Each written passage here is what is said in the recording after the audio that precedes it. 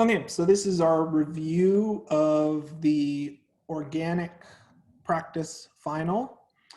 So let's start off with the first question. We have to indicate the configuration at each stereocenter in the following molecule. So I'm also going to take this molecule, I'm going to rotate it 180 degrees horizontally, sort of like flipping a pancake over. And I'm going to redraw the molecule after I've rotated at 180 degrees horizontally. And we'll see why. The reason why I did this is just so that way I have two views, and so all my stereocenters are drawn so I can clearly have the hydrogen in the back, the lowest priority group in the back, which is what we need to begin to assign configurations.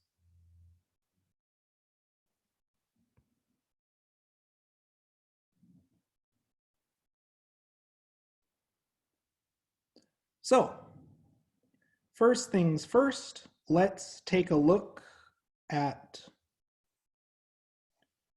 all of our stereocenters where we have the lowest priority group in the back. So let's look at this first stereocenter here. So assigning priority, bromine's the highest priority. Now if we look at the next carbon over, we have an even tie. So one other carbon over. The alkyl group on the left is higher priority because an oxygen beats carbon.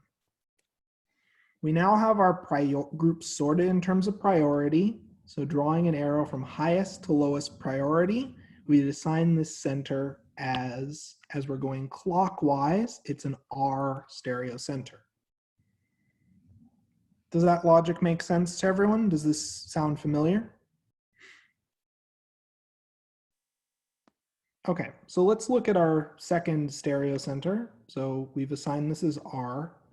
For our second stereocenter, so looking at our three positions, the bromine is higher priority than carbon, so this is priority 1. If we look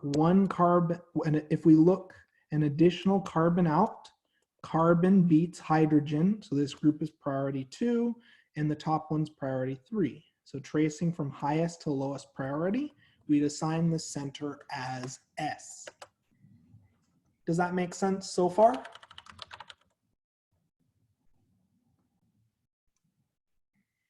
Okay. Let me just, and you can even put these structures into Marvin Sketch to check your work if you're so inclined. But if you're confident, you wouldn't necessarily need to, but you can always use Marvin Sketch as a study tool. So let's look at all the centers, and the reason why I rotated this molecule 180 degrees is to make our life easier in assigning R and S configurations, because when you flip this molecule 180 degrees, all of our hydrogens on our other stereocenters end up in the back. So sometimes you'd have to rotate your molecule to get the lowest priority group in the back. We have one more stereocenter to deal with here. We have one more stereocenter to deal with, which is this methyl stereocenter. So first, sorting priority groups. So first and foremost, this methyl is the lowest priority. In terms of our tiebreaker, one more carbon over, these alkyl groups beat out the hydrogens. So this group is priority 1, 2, and 3. We trace from highest to lowest priority, and we see the center on the far right is R. Does this make sense so far? Now let's look at our remaining stereocenters. Our hydrogens are in the back. So at this stereocenter here, we're next going to sort priority. If we compare bromine versus oxygen, which group is higher priority, bromine or oxygen? Bromine. So we have 1, 2, 3. So if we trace, are we going clockwise or counterclockwise? Is this R or S?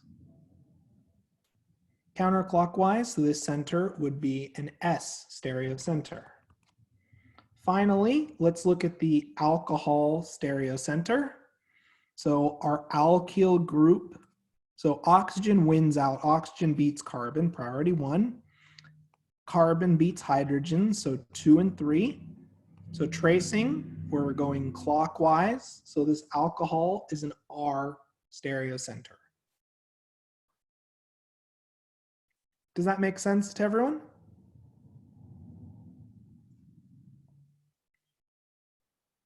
So now if we're drawing the enantiomer, all we have to do, we can draw a mirror plane and we can draw our molecule exactly as is, except we flip every single one of our stereocenters. So an enantiomer has the opposite configuration at every single stereocenter.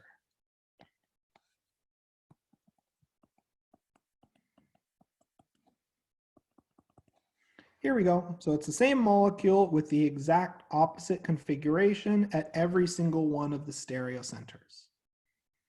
So in terms of how many total stereoisomers are possible, we use the formula 2 to the n, where n is the number of stereocenters, in this case 5.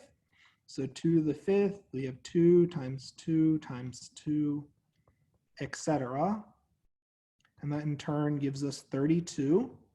In terms of the other diastereomers, we take 2 to the n minus 2, which is 32 minus 2, which gives us 30 diastereomers that are possible, besides our compound and its enantiomer. Does this make sense so far? Okay, so a nice easy question to start us off. So now let's look at the pair of molecules and identify whether they're identical, enantiomers, diastereomers, constitutional isomers, or unrelated.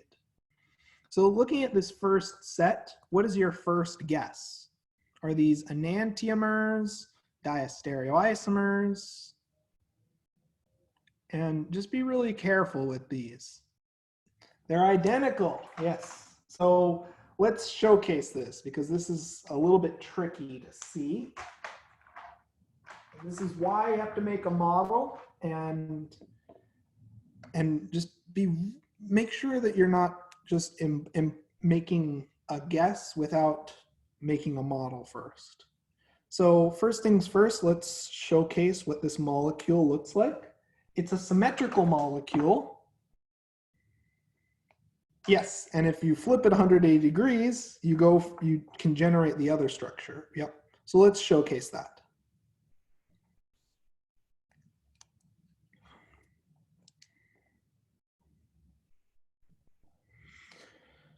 And this structure, the immediate way that you can tell is the fact that your instructor won't have any trouble with the camera trying to show this structure. Because it's symmetrical on the horizontal axis, no matter how I show it to you, it'll give you the same results. Okay, so we have up, up, down, down.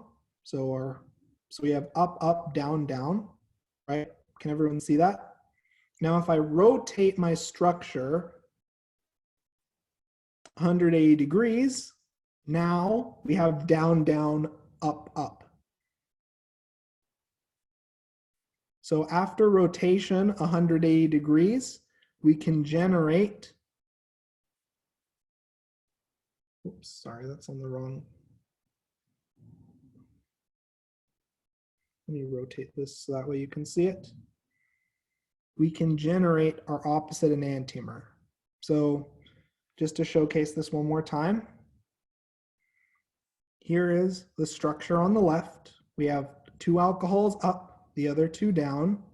If we rotate our structure 180 degrees, we see that the structure on the right is identical to the structure on the left. There's an axis of symmetry. So these 2 compounds are identical. Does that make sense? Did everyone see that with the model? Okay, perfect. So now let's look at this next example.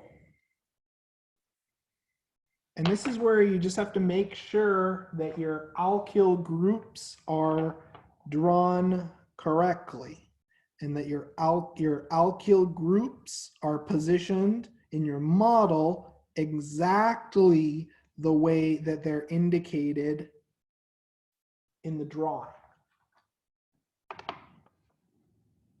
Let's make a model of this structure and let's compare our two structures. It's often easier for me personally to visualize rotation by making a model.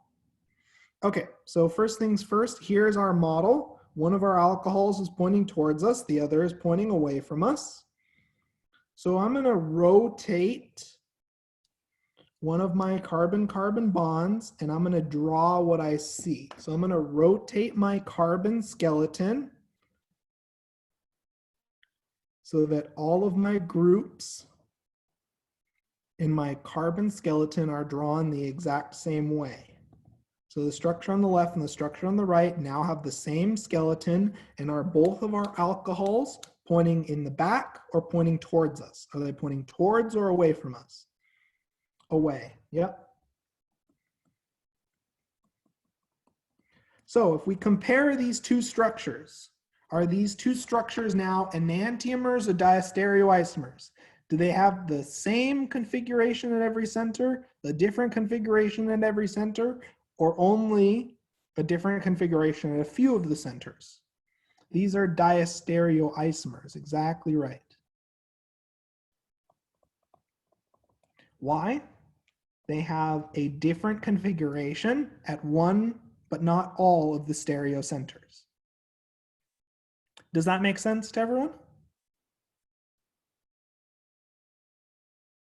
Okay, perfect. So to handle chair conformations, I really like to convert them into dash wedge notation. So first things first, this bromine's up, this iodine's up. So we draw my bromine with a wedge, the iodine with a wedge. In the structure on the right, is our bromine up or down? Is our bromine up or down?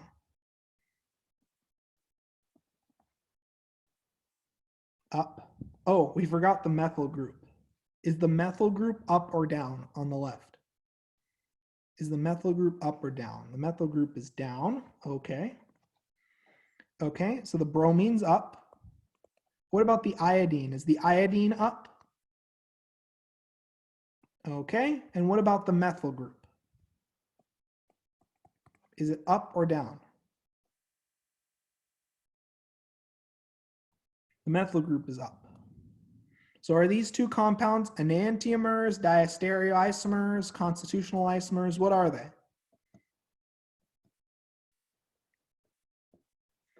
Diastereomers, exactly right.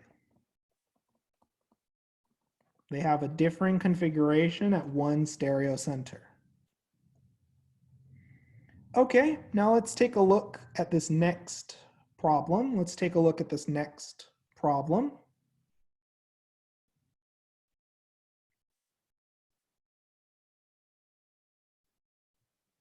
So, the trick for dealing with Newman projections is to first draw these two Newman projections in exactly the same arrangement. So I'm going to rotate my back group so the bromine is pointing down. So we have our chlorine, our hydrogen, our bromine's pointing down, our methyl is to the left, and our ethyl is to the right. Okay, so if we're converting, you don't necessarily have to convert this structure into dash wedge notation. A nice trick is if all of your substituents are in the same relative position in one of our carbons, then the stereochemistry is going to be the same. If the groups are in a different position in our two Newman projections, then our stereochemistry is different. So looking at this structure, are these two compounds enantiomers, diastereoisomers, or are they identical? Yep, these are diastereoisomers. They're diastereomers, in other words.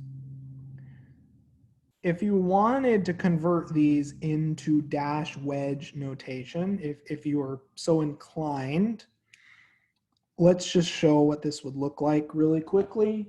And to do that, we need to make a model of this structure.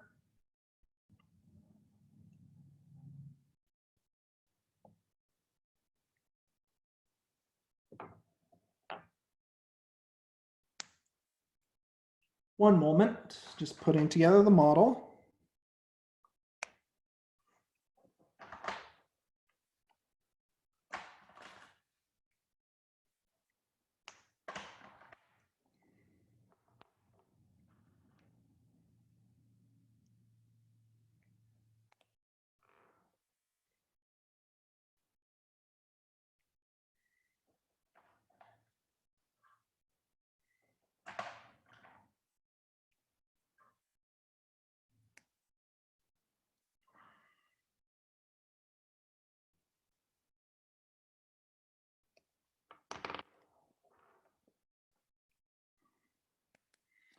Okay, so here's our model for the structure on,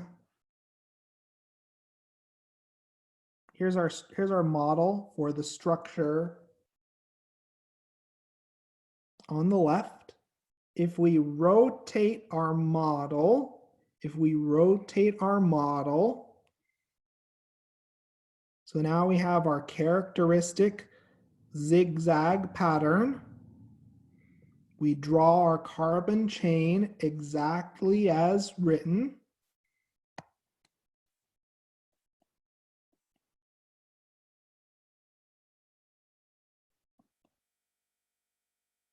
So in this case, we have our, let's try to get our carbon chain rotated so we have both of our stereocenters clearly visible. So we're going to rotate our carbon chain slightly, and we end up with the following carbon chain, just with a little bit of rotation.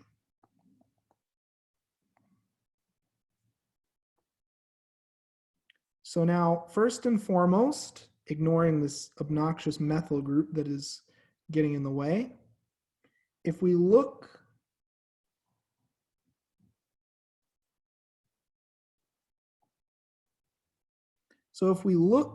at our leftmost carbon, is this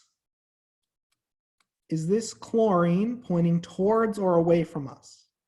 Is this chlorine pointing towards or away from us? It's pointing towards us. Okay. Is our methyl group pointing towards or away from us? And this one should be pretty straightforward to see. Towards, yep. So our bromine is stuck pointing away from us. Okay, now let's look at the structure on the right.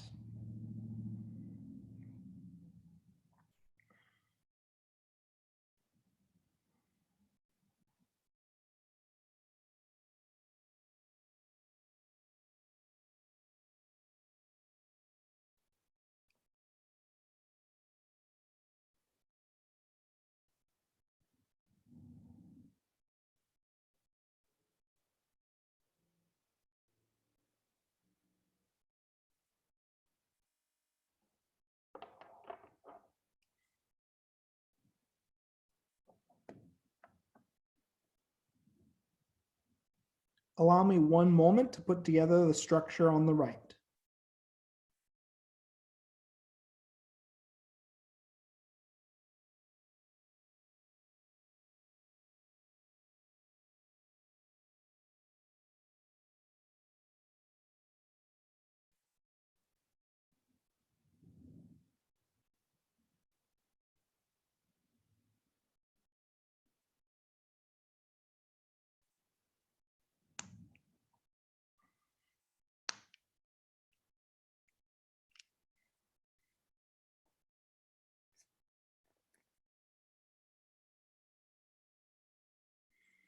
Okay, so here is our depiction of the structure on the right.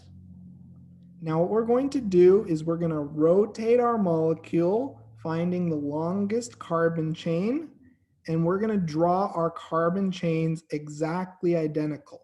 So do you notice how I have my carbon chain arranged in the exact same zigzag pattern? So this structure is equivalent to where our methyl is pointing towards us and our bromine is pointing away from us.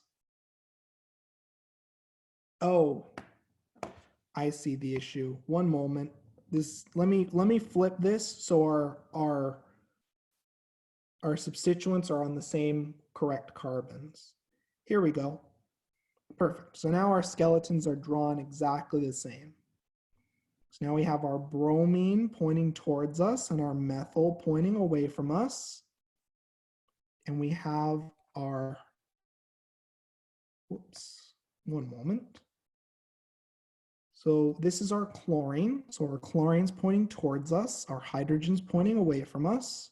And in this case, the blue, which is our bromine, is now pointing towards us, and our methyl is pointing away from us. So here we can clearly see that at this rightmost stereocenter, it has a different configuration.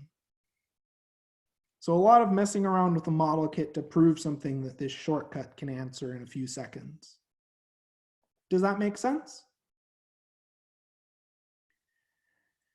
Now, I do still encourage you to make a model kit because the shortcut I showed you does not detect meso compounds, nor can it easily detect identical compounds. So you may still want to make the model kit and write it out in dash wedge notation, just to be 100% sure. Does that make sense to everyone?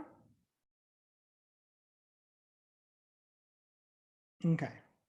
So for this last one, just like before for Fisher projections, notice how these groups are on the opposite sides, while these groups have the same relative position. So are these two compounds Enantiomers, Diastereomers? What are they? Yep, they're Diastereomers. So just to convert these to dash wedge notation, and I know you're probably going to ask why bother? Well, it's better to be thorough than to lose points, right? You have plenty of time on the exam, so you might as well make use of the time and check your work. I mean, it shouldn't be your topmost priority, but it should be pretty high up on your priority, just making sure that you've done everything correctly.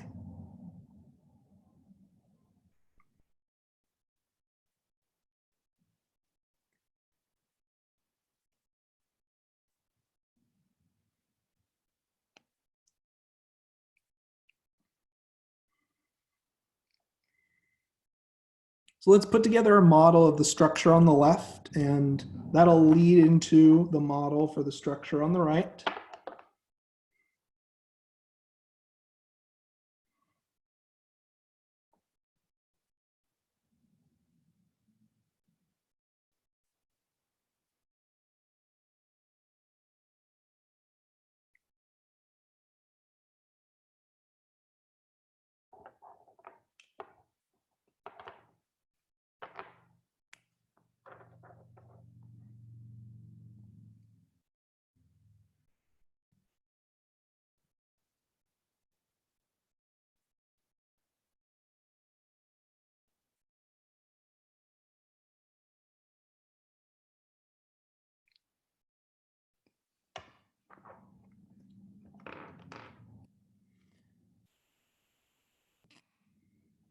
Okay, so here we go. Here's our structure on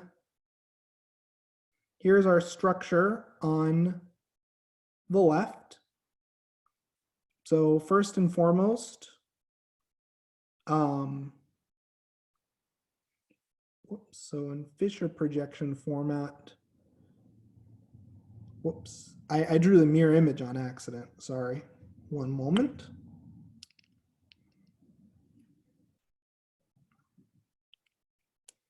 So in Fisher projection format, looking down each of our carbons, the vertical substituents are pointing back, the horizontal substituents are pointing towards us. So we checked off our first carbon. Let's look now at the second carbon, and let's just verify that our substituents are pointing away from us. Okay. And our alcohol's in the right spot. Okay, perfect, perfect. So everything matches so far.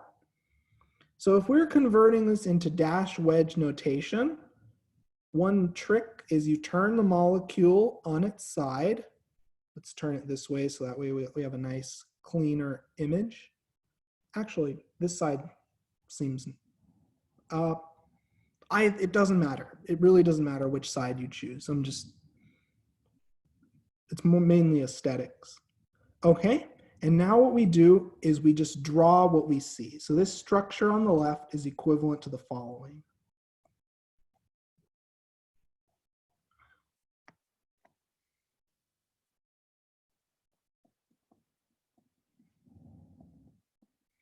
Okay, and is this alcohol pointing towards or away from us? Is this alcohol pointing towards or away from us? Towards. Okay, is this hydrogen pointing towards or away from us? Towards, yeah. So the hydrogen's pointing towards, the thiol is pointing away from us. Now let's repeat this process for the other compound. So in this case, for our second compound,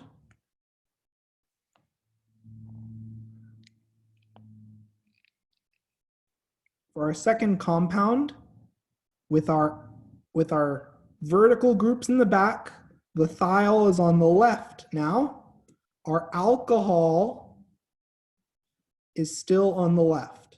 So now, just like before, we're going to take our entire model and we're going to turn it 180 degrees, and then we're just going to draw what we see.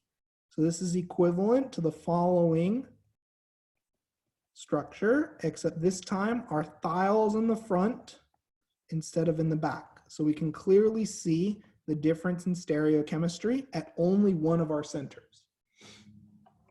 Does that make sense to everyone?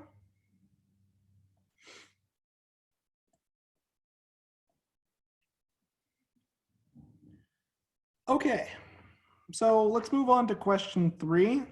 So for each molecule, we're going to draw the 2 chair conformations. We're going to draw a Newman projection for each chair conformation, sighting along the C3, C2, and C5, C6.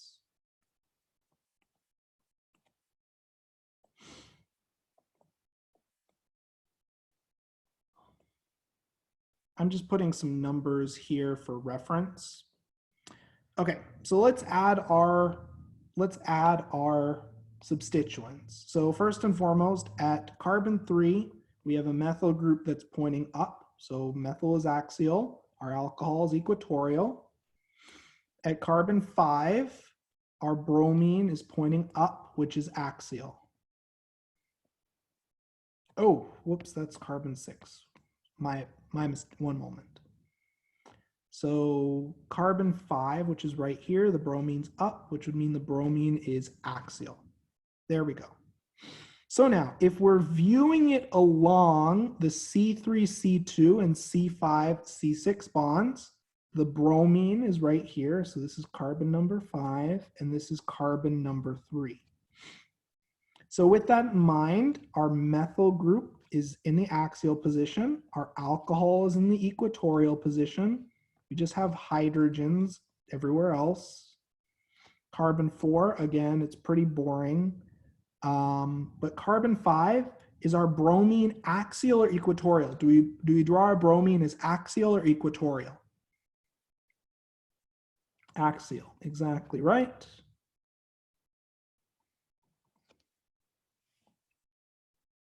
Okay. Okay, perfect. So while we're here, let's just list our 1,3 diaxial interactions. So we have a bromine hydrogen, our methyl hydrogen, which is about 4 kilojoules, and a methyl bromine.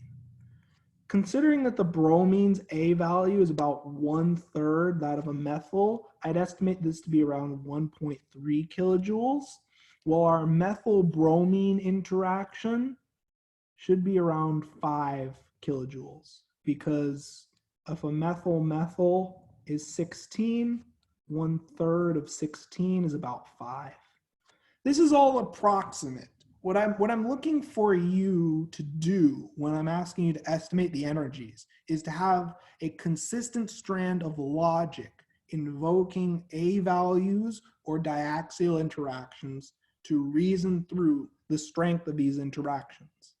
I'm not expecting you to memorize every single one of these diaxial interaction energies. What I am expecting you to do is to use the small pool of data that I did ask you to memorize to make and draw informed conclusions. Does that make sense to everyone? Does that make sense what I'm looking from everyone to do? Okay, perfect. So after a ring flip, 1 goes down, 4 goes up. I'm not going to draw it to make I'm not going to draw that portion just to avoid making the drawing more crowded. So carbon 3, now our alcohol is equatorial down, our methyl is axial up, our bromine went from axial up to equatorial up. And now I'm going to just draw out some of my hydrogens, only the relevant ones, of course. And now looking down, carbon 3 and carbon 5, let's now draw what we see.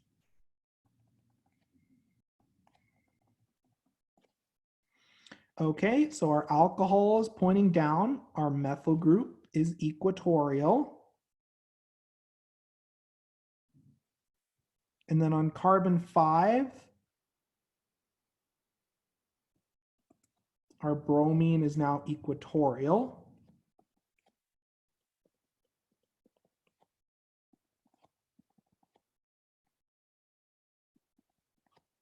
Okay, now let's account for our 1,3 diaxial interactions once again.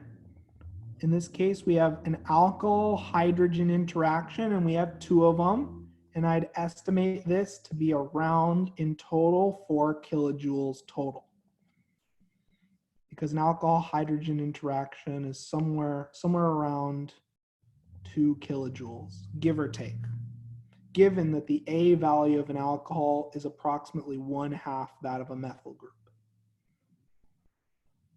Just rough estimation here. Okay, let's handle the structure on the right now. So at carbon 3, our isopropyl group is pointing down. That would entail the isopropyl group being in the equatorial position. Our methyl group is pointing down, which would also entail it being in the equatorial position. And our methyl group is pointing up, which would entail it again being in the equatorial position. And I was a little bit nice in this question since you didn't have to consider gauche interactions because none of our substituents are directly adjacent. So we only really have 1,3 diaxial interactions to entertain. Okay, so now looking down, carbon 3 and carbon 5, we have our isopropyl group equatorial, our methyl group equatorial, and then in the back, on carbon 6, is this methyl group in the back axial or equatorial? Is this methyl group on carbon 6 axial or equatorial? Equatorial, yep. Okay, and you know, I misspoke earlier when I said you didn't have to consider gauche interactions since I'm staring at 2 methyl substituents that are right adjacent to each other. So let's entertain and let's list our interactions. So first and foremost, let's draw out all of our hydrogens.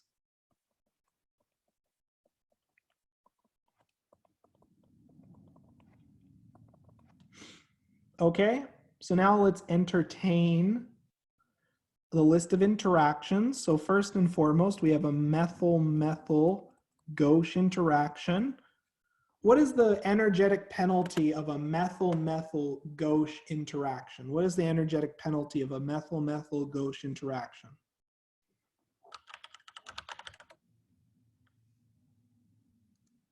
Let's look.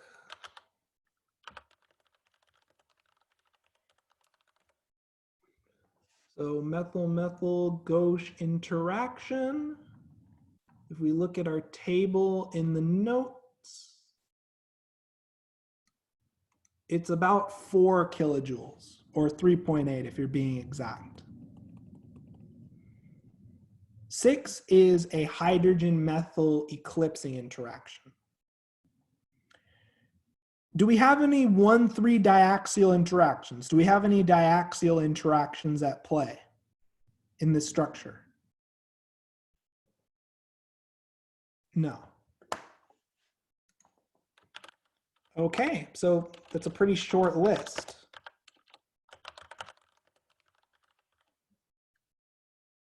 Okay, let's do a ring flip.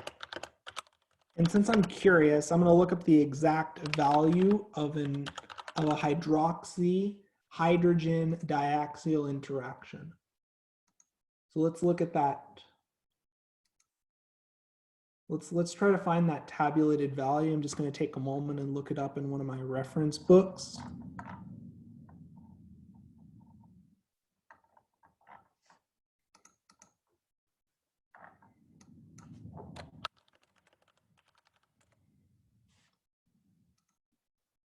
So looking at the hydroxy A value, if we compare a hydroxy A value to that of a methyl group, let's see, a methyl group has an A value of 1.7.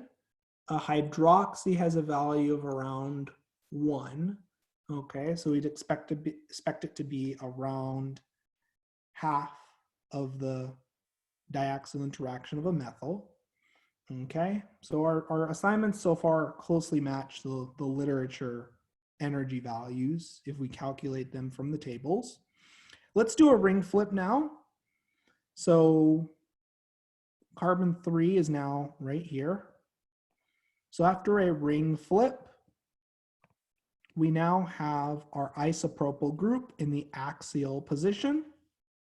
Our methyl group is now also in the axial position.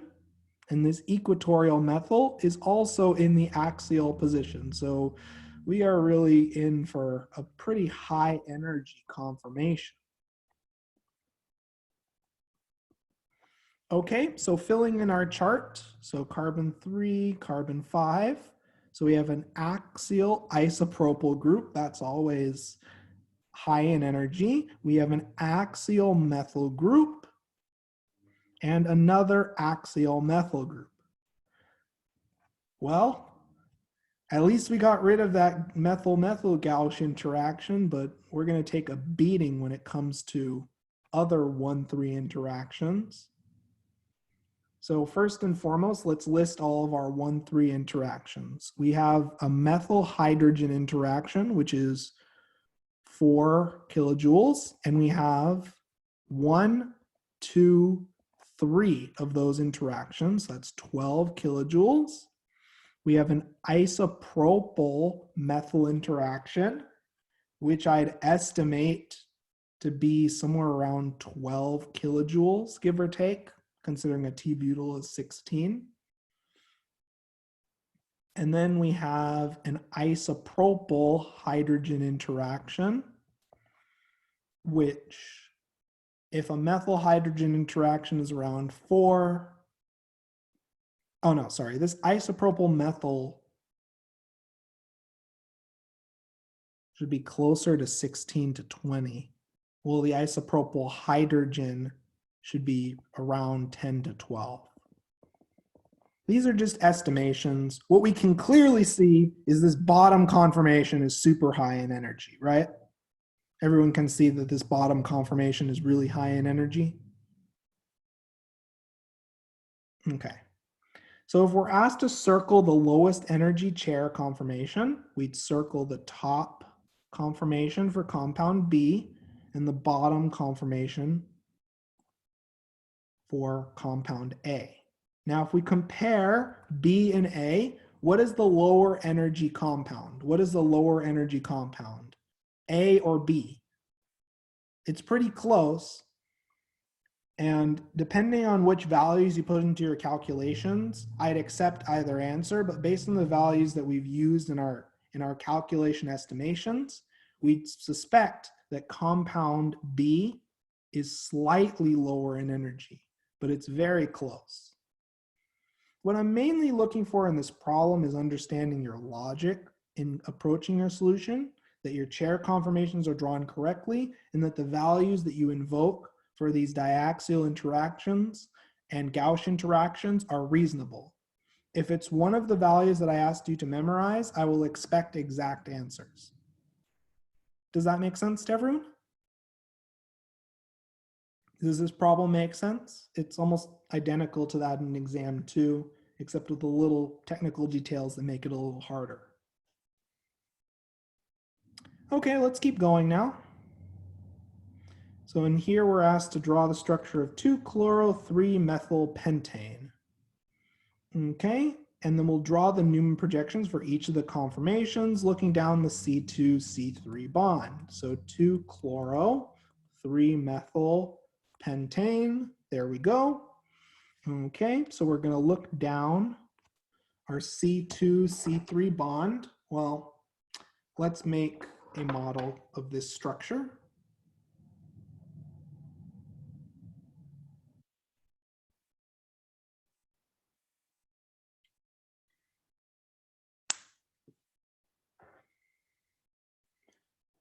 It's a classic Newman projection analysis problem, so we're going to have to make a model for this structure.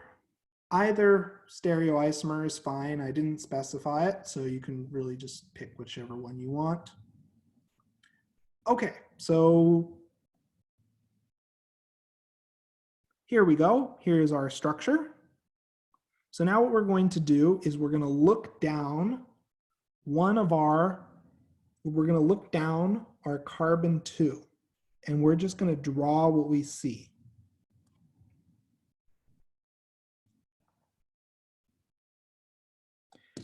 I like, as convention, to keep the front carbon stationary and rotate the back carbon. So we have our chlorine. Oops, this should be an ethyl group.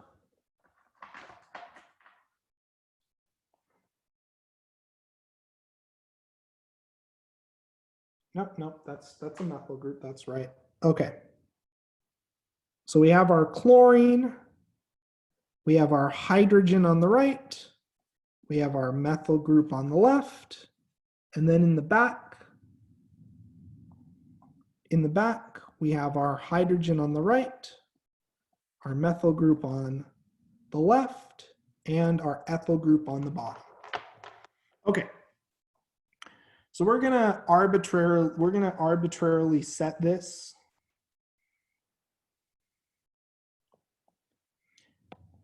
So this is our Newman projection outline. So I'm going to start by drawing the 0 degree Newman projection, which is 0 degrees between our largest substituents.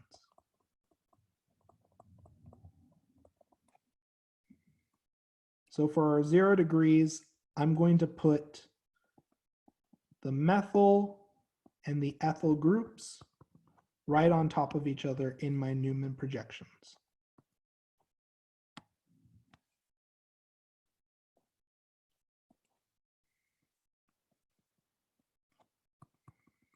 Okay, perfect.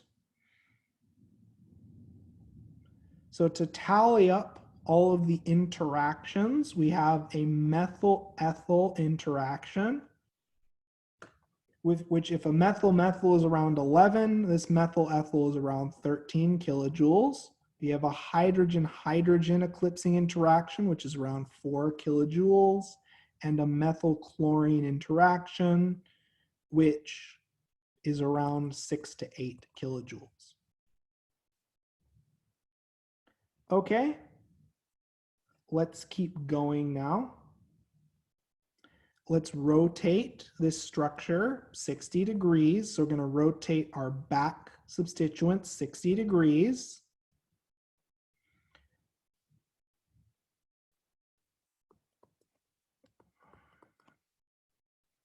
That in turn gives us the following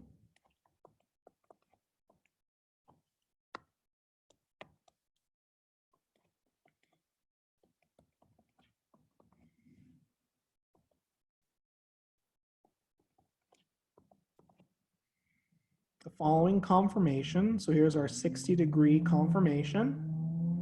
We now have to look at our Gauche interactions. We have an ethyl chlorine Gauche interaction, which we'd estimate to be around 2 kilojoules. A methyl chlorine, which is also about, methyl chlorine, which is about 2 kilojoules. And then an ethyl methyl Gauche interaction, which is around 5 kilojoules.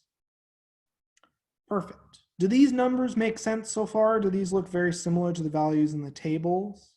So these are Gauche interactions because they're separated by a 60-degree dihedral angle. Well, in the first case, we're looking at eclipsing interactions, which are separated by a 0-degree dihedral angle.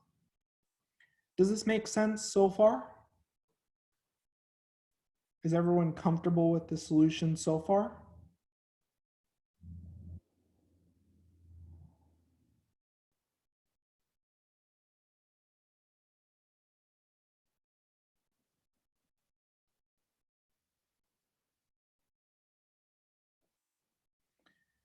Okay, so let's continue on with this analysis.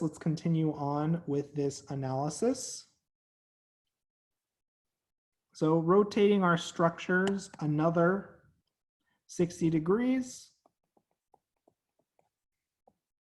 gives us the following arrangement.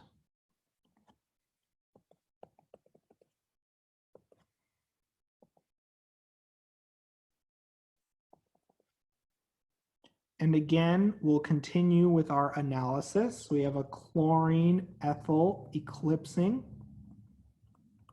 which we'd estimate to be around 6 kilojoules. A methyl hydrogen eclipsing, which we know. What is the energy of a methyl hydrogen eclipsing interaction? What is the energy of a methyl hydrogen eclipsing interaction? 6 kilojoules, exactly right.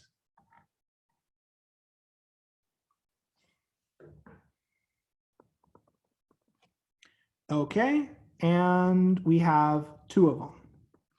So 6 times 2. Okay, let's keep going. Let's keep rotating. So this is the 120 degree. So let's rotate another 60 degrees. We now have the 180 degree.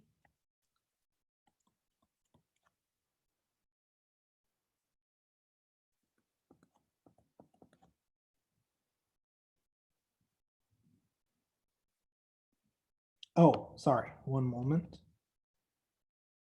0, 60, 120, 180. Yep, everything checks out so far. So let's continue just rotating our back carbon.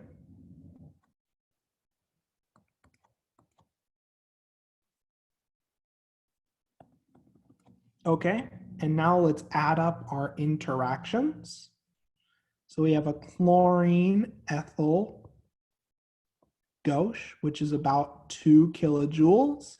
And we have a methyl methyl gauche interaction, which is approximately 4 kilojoules.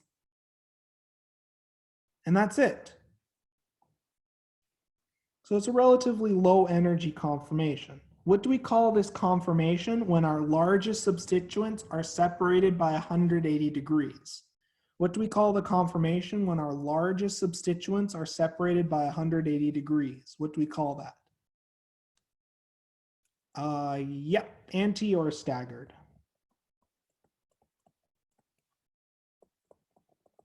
Yep, both are fine. Yep, perfect. So let's continue rotating another 60 degrees. That gives us the 240 degree structure.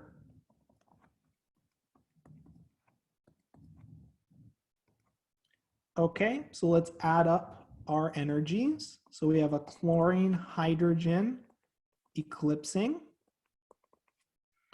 which is approximately around 7 kilojoules.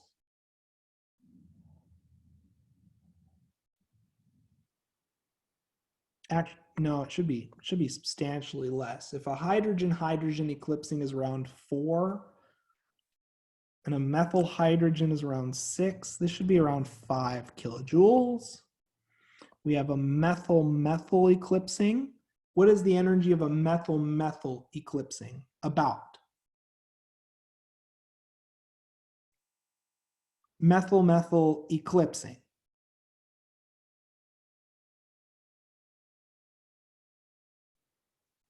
About 11, yep.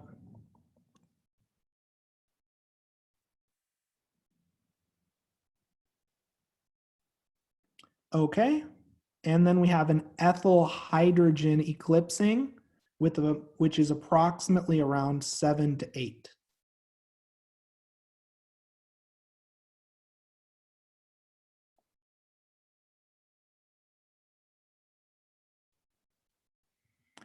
Okay, let's keep going. We only have a few more rotations to go.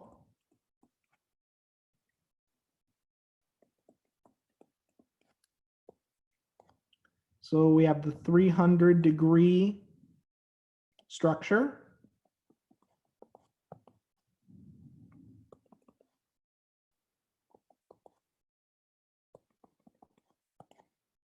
And adding up our interactions, we have a chlorine methyl gauche, which we established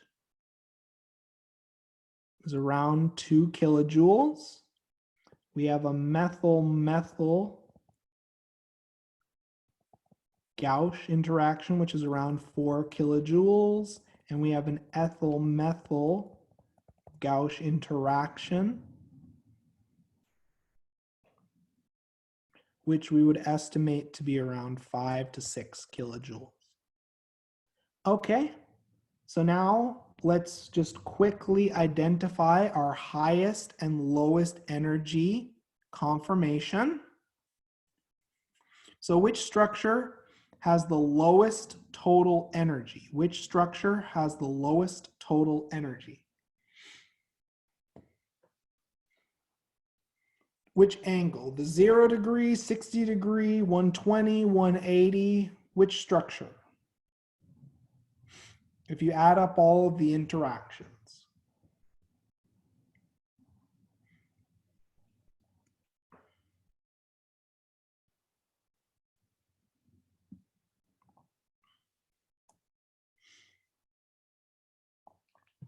$180, yep. And which structure is the highest energy?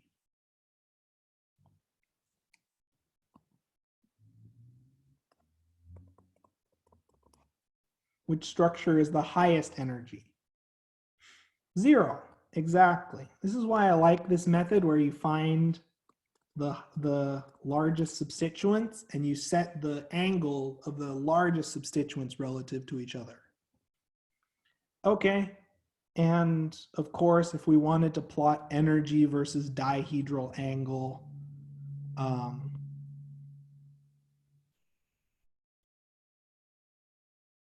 you can do that, but for now, I'm only asking you to identify the highest and lowest energy conformations. So this is more than enough. Okay, let's keep going. So for question 5, we have to assign the configuration at each stereocenter for each of the following reactants. So that should be fairly straightforward. So at this first center, it's R. Oh, sorry, no. Let's think a little bit carefully about this. So looking at our substituents, bromine beats carbon. So this is priority 1, ethyl is priority 2, methyl is priority 3. We see the first center is S. Okay, and that's the same in both of our compounds. Looking at the second center, bromine's priority 1, this alkyl chain's priority 2, this ethyl's priority 3. So this center is R. So if the other compound has the opposite configuration, the other compound would have a configuration of S.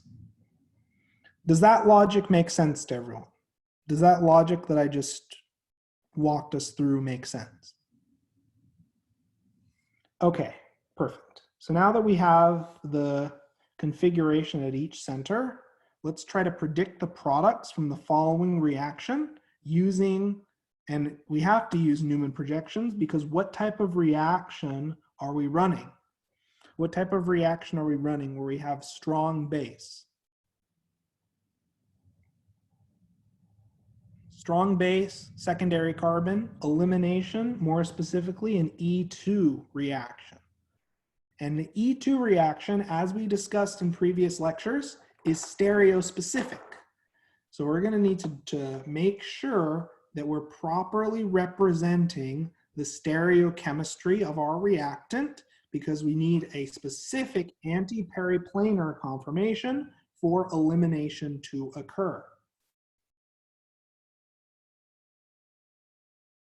So let me put together a model really quickly of the compound that we'll be looking at. And you do have to respect the stereochemistry in this case, or you will get the wrong product. More correctly, you will draw the wrong product. Okay, almost there.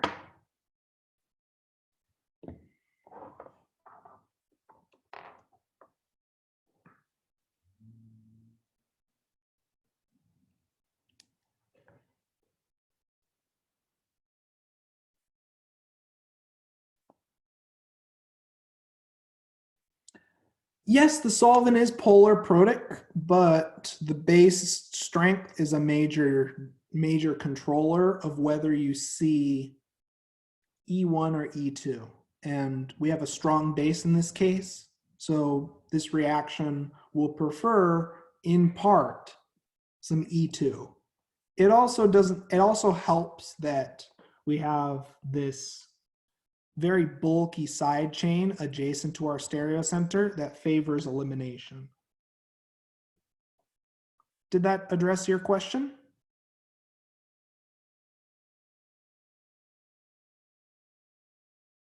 Okay, so here is the structure of our compound as drawn. Now to look at elimination, what we're going to do is we're going to look directly down. We're going to look directly down our carbon bond that contains our halogen. And now what we're going to do is we're going to rotate our molecule so the halogen and our hydrogen are anti-periplanar. Are the halogen and hydrogen atoms anti-periplanar in this case? Have I rotated so they're anti-periplanar?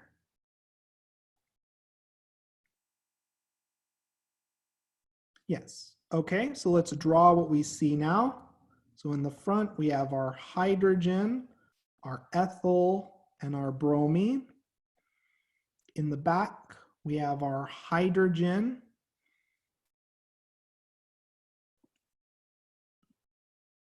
our methyl, and our ethyl group. Okay, perfect. So now, after elimination, so when ethoxide grabs this proton and we eliminate our leaving group, we'll end up with a hydrogen on the right and a methyl on the right, an ethyl on the left, and an ethyl on the left. Does that make sense to everyone? Does everyone see why we produce this product? So in terms of priority, the ethyl is priority 1, this ethyl is priority 1, so this is the Z alkene. Does that make sense?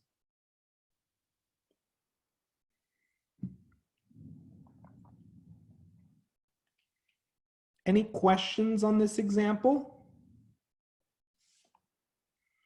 This is classic conformational analysis. So we knew it was E2 because we have a few factors at play. 1, we have a strong base. 2, we have a hindered substrate. And 3, well, yeah, just strong base, hindered substrate. Yep. And 3, we'd make a stable alkene product. And 4, we have an anti-periplanar hydrogen. So all of those factors combined strongly suggest that we'd see an E2 reaction. Does that make sense? You'd also see a little bit of Sn2. You'd see a little bit of Sn2. I mean, it's not unreasonable, but this is very minor. Mainly, this is minor because this neopentyl group creates a very hindered environment. It blocks the approach of the nucleophile. So essentially, when you have bulky substituents adjacent to your carbon center, adjacent to your electrophilic carbon, it discourages the Sn2 reaction. It creates additional hindrance. And since the Sn2 reaction is sensitive to steric hindrance, it in turn funnels the reaction towards elimination pathways or SN1-like pathways. Did that answer your question?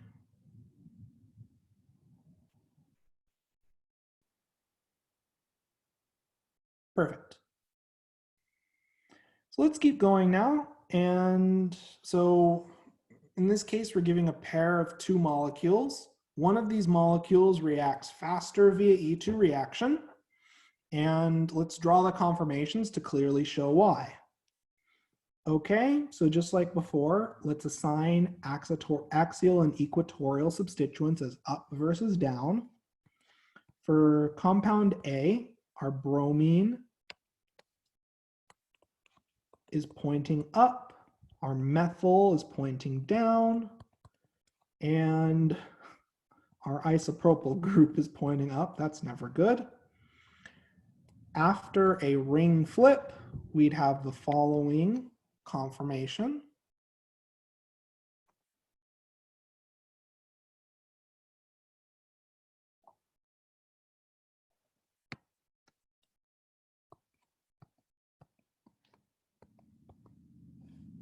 So now our bromine is equatorial, pointing up. Our methyl is equatorial, pointing down, and our isopropyl is equatorial, pointing up. Now, unfortunately for us, for this first compound, our reactive conformation is very high in energy. That in turn leads to a slow reaction. Further, our anti-periplanar hydrogen, in this case, would not give us the most substituted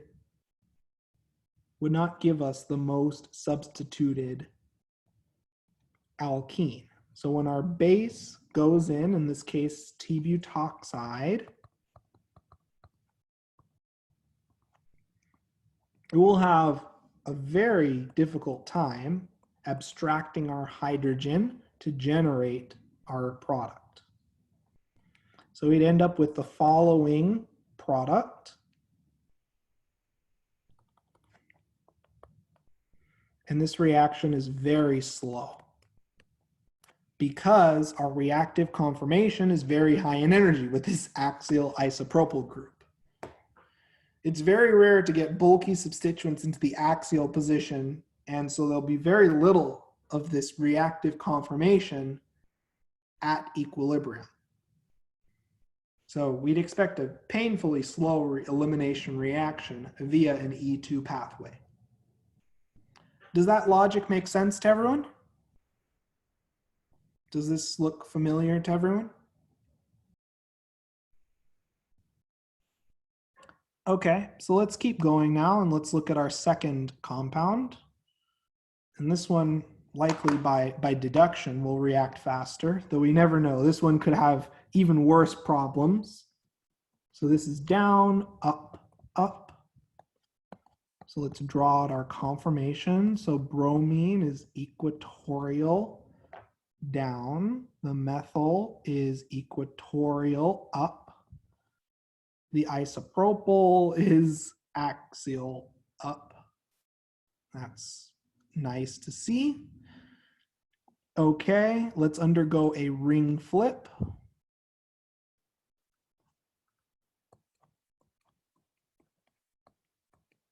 Now the bromine is axial down. The methyl is axial up. And the isopropyl is equatorial up. This is a tricky question, actually. This one has a lot of subtleties to it. So, just like in lecture, how many trans-diaxial hydrogens do we have? How many hydrogens are in the anti-periplanar arrangement necessary for elimination in the reactive conformation? Just one. So this is the lowest energy conformation. Ergo, we'd expect a relatively fast reaction. And our base is going to grab our anti-periplanar hydrogen for elimination to generate our alkene product.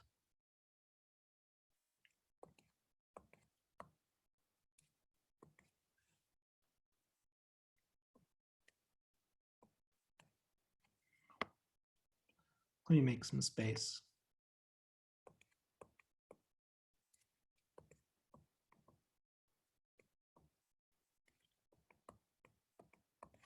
There we go. So here's the product that we generate. So in both cases, we generate the anti-Zaitsev product, or the least substituted alkene. Does this make sense to everyone? Have we seen examples like this before?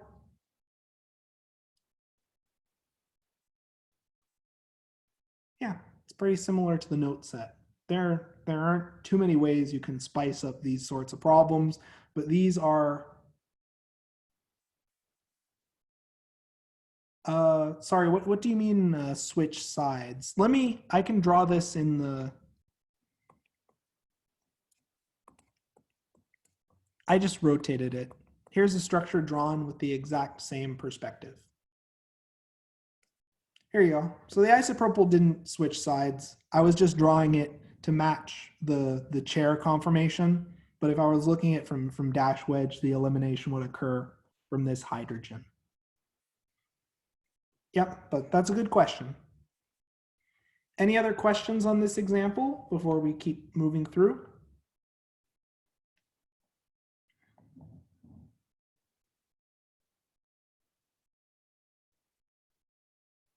Any other questions I can address before we move on to the next question? Sure. There we go.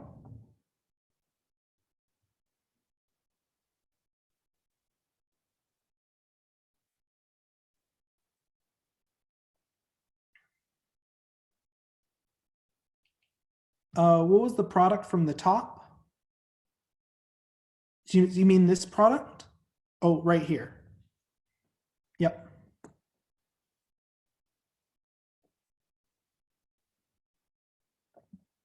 Any other questions?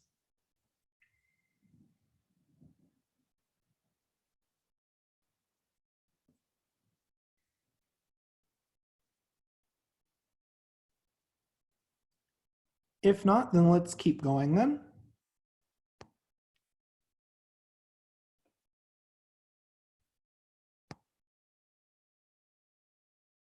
Allow me one moment to reset OneNote. It gets a little laggy once there are a lot of drawings posted.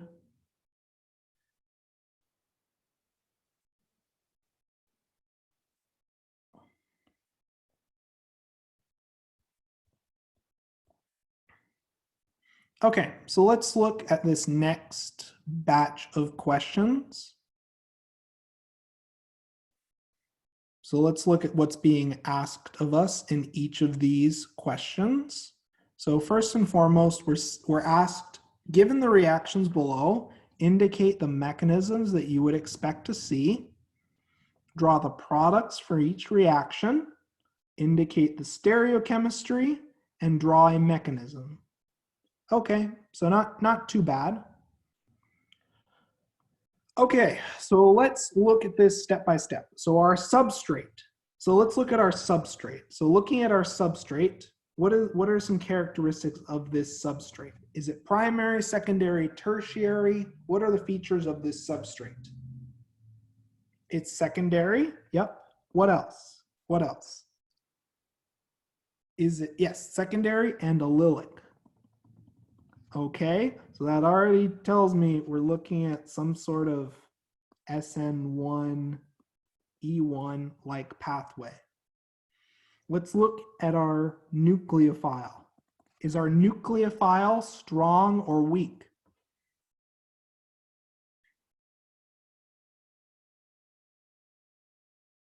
Acetate? It's middling. It's sort of weak, not very strong, because the lone pair is delocalized. It's not that bad, but it's not good. It's not like ethoxide or something similar. And looking at our solvent, is our solvent protic or aprotic?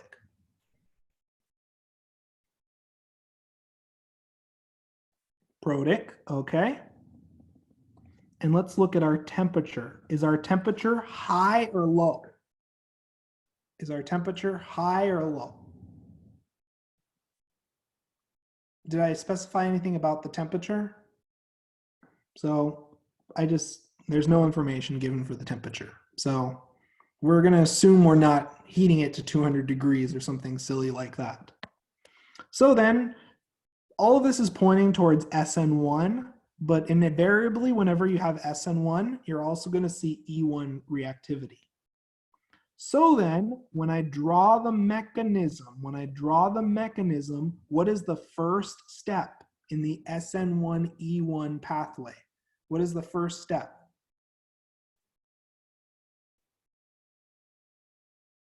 What is the first step? The leaving group leaves to make a carbocation. And this is where something interesting can happen. I'm going to draw equilibrium arrows to show that we can make, well, not equilibrium, resonance arrows to show that we can distribute our positive charge over multiple atoms.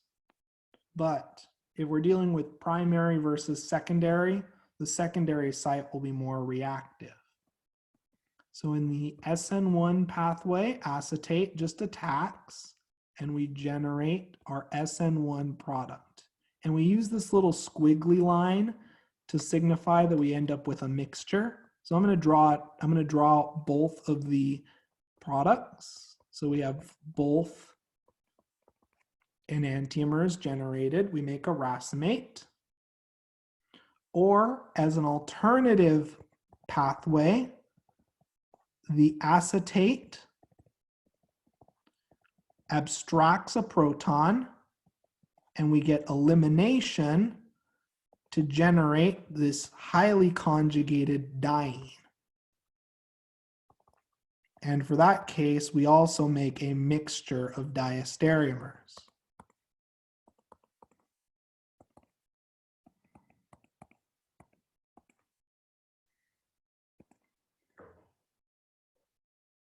Does that make sense to everyone? The Sn1 generates a racemate. Elimination generates a mixture of alkenes. Does this look familiar to everyone? Any questions on this example?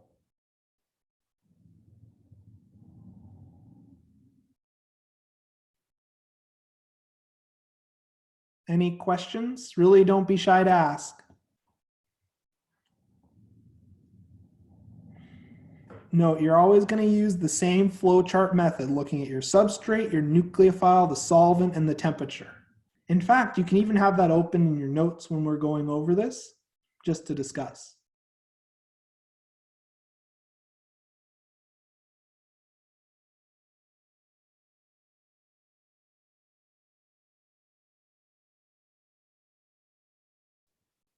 Oh, the hydrogen is just always present on these adjacent carbons, right?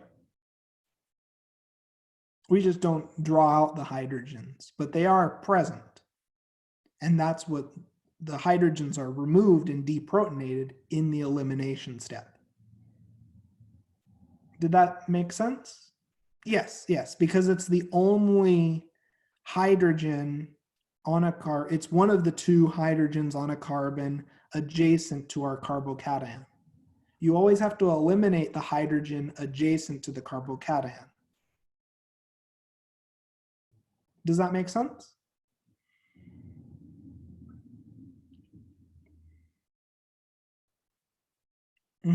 Perfect. So let's look at this next pathway. So we're treating it with sodium methoxide in DMF. Okay.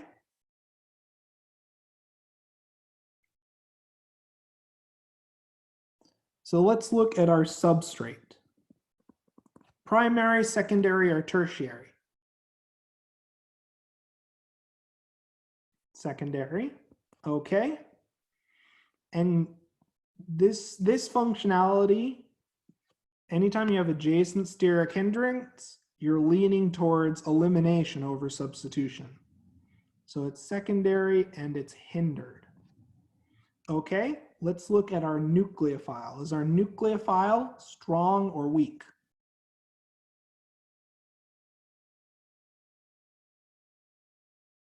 So our nucleophile is relatively strong, but is our nucleophile also a strong base?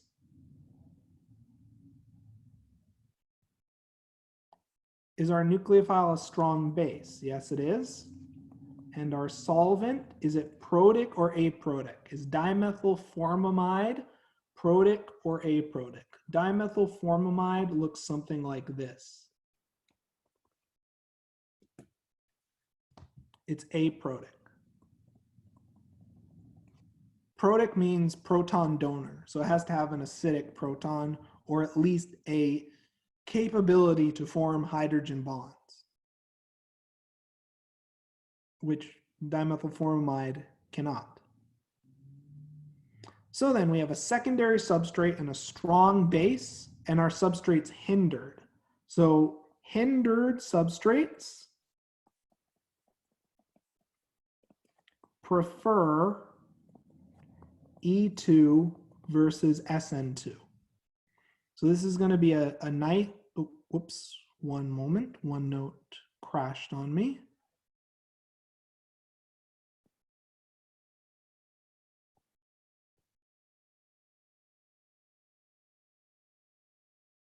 So this is going to be a clear case of an elimination reaction, of an E2 reaction.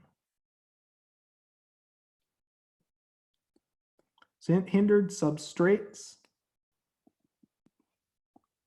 prefer E2 over Sn2. Our aprotic solvent and our strong base suggests it'll be E2 over E1. And the fact that our substrate can't readily stabilize a carbocation, again, further suggests the E2 mechanism. Does this make sense to everyone? Does this logic make sense?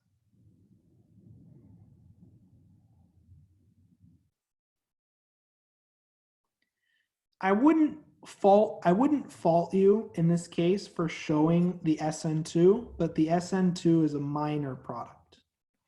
We'll show both and we'll show the mechanisms for both.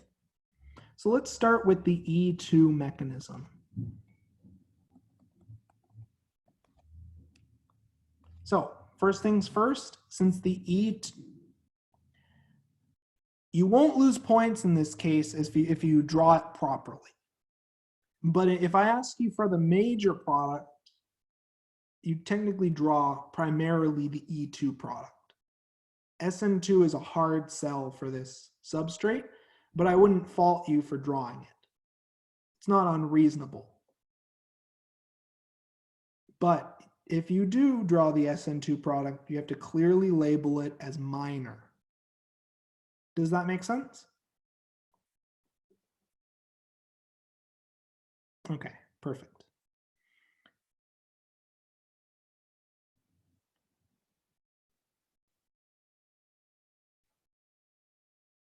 So in this case, the key factor is not the temperature. It's the fact that the substrate is hindered.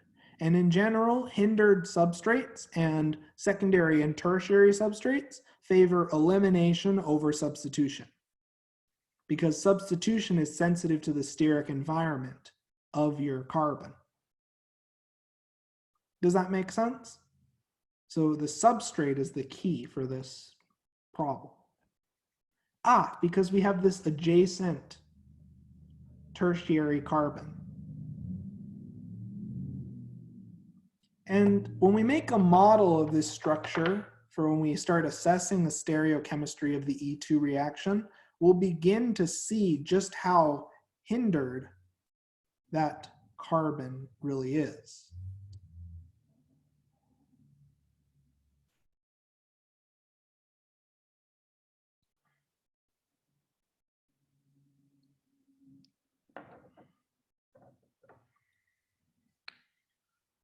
So allow me to show you a model. Allow me to show you a model of this structure. Yes, you do have to take into account adjacent carbons. So here's a model of this molecule. So as we can clearly see, this adjacent ethyl group, this adjacent ethyl and methyl group sort of block one face of our molecule, right? And as a result, if a nucleophile wants to attack, it will end up invariably bumping in and being engaging in steric interactions with our adjacent groups. Further, this substrate's secondary, so it's pretty hindered already. So substitution is disfavored when your substrate is hindered, and it's even less favored if you have adjacent bulky substituents. Does that make sense to everyone? Does that help clear things up?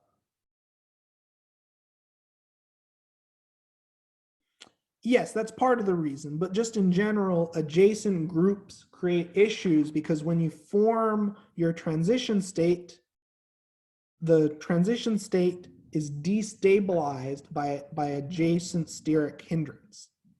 When you draw out your transition state, you'll be able to clearly see that this adjacent bulky group will start engaging in steric interactions with both your nucleophile and other groups attached to your carbon. And that destabilizing steric interaction disfavors substitution. Does that make sense?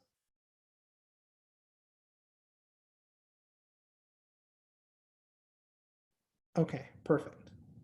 So the reason why I have decided to draw out my substrate is that to adequately showcase the E2 reaction, I'm again going to need to look down my carbon-carbon bond, and I look down the carbon-carbon bond with the carbon that contains my halogen, and then I draw out a Newman projection where my halogen and a hydrogen are anti-periplanar. Does everyone notice how the hydrogen and our halogen are anti-periplanar? Does everyone see that? Okay, so after elimination, our ethoxide will pull off a proton, we eliminate and will generate the following alkene. So just to show the mechanism in our main structure, ethoxide pulls off our proton and we have concerted formation of our alkene and loss of our leaving group. So this will be our E2 product, which is our major product. And we only generate one stereoisomer. So now to look at the Sn2 pathway.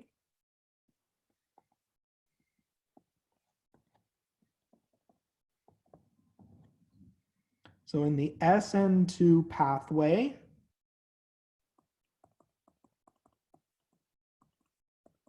ethoxide is going to attack and displace, and we end up with inversion of configuration at our stereocenter. So this is the Sn2 product, which is minor. To be fully correct, it would be preferred for you only to put the E2 product, but if the Sn2 product is labeled as minor, it will be accepted. Does this make sense to everyone so far?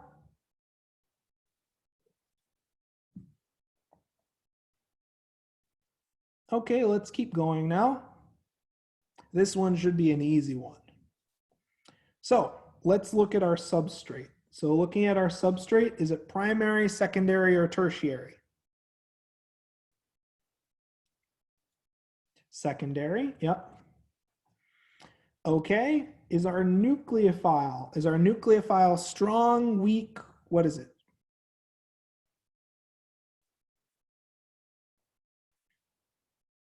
It's okay. It's okay. Not good, not bad, just okay. What about our solvent? Is it protic or aprotic? Solvent is aprotic. Okay, and what about our leaving group? Is our leaving group good or bad? Is a mesylate or tosylate good or bad?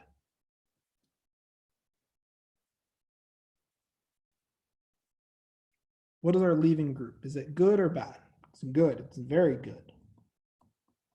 So we'd expect this substrate to react via an Sn2 pathway, with the solvent being the real deal breaker here.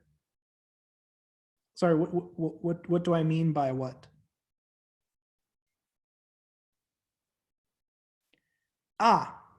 So the leaving group. So mesylate is methane sulfonic acid or methane sulfonyl. Looks like this. So this is the mesyl group. So this is a very good leaving group. And good leaving groups will, in general, accelerate the rate of your reaction. But they're especially good at facilitating, well, not especially good, but they help a lot for substitution reactions. So we'd expect this to react primarily via an Sn2 pathway, because if we think about our base, we have no strong base present. Not even a weak base for that matter. A good leaving group readily stabilizes an anionic charge. So good leaving groups can readily delocalize or stabilize a negative charge. Good leaving groups are in general very weak bases.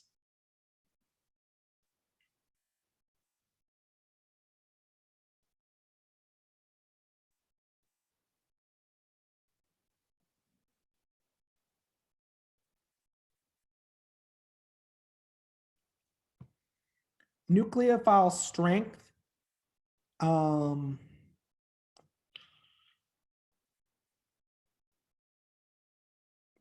Yes, it increases going down the periodic table because strong nucleophiles are also polarizable. Yes, that is correct.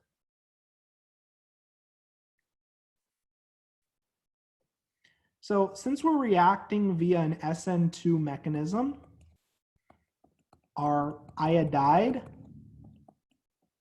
will attack and we'll end up with inversion of configuration at our stereocenter. So we'll generate the mesyl anion, which is a very stable conjugate base. Does that make sense to everyone so far? Is everyone comfortable with this mechanism and why we decided?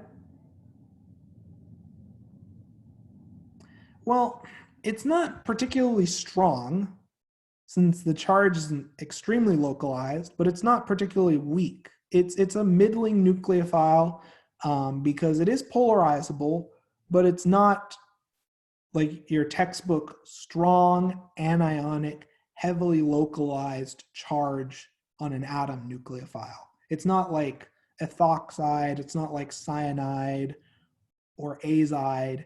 It's serviceable. It's not bad enough for us to begin to think of maybe an SN1 occurring, but it's not super good either. If we look at our list of nucleophiles, let's go to that really quickly. Whoops, one moment.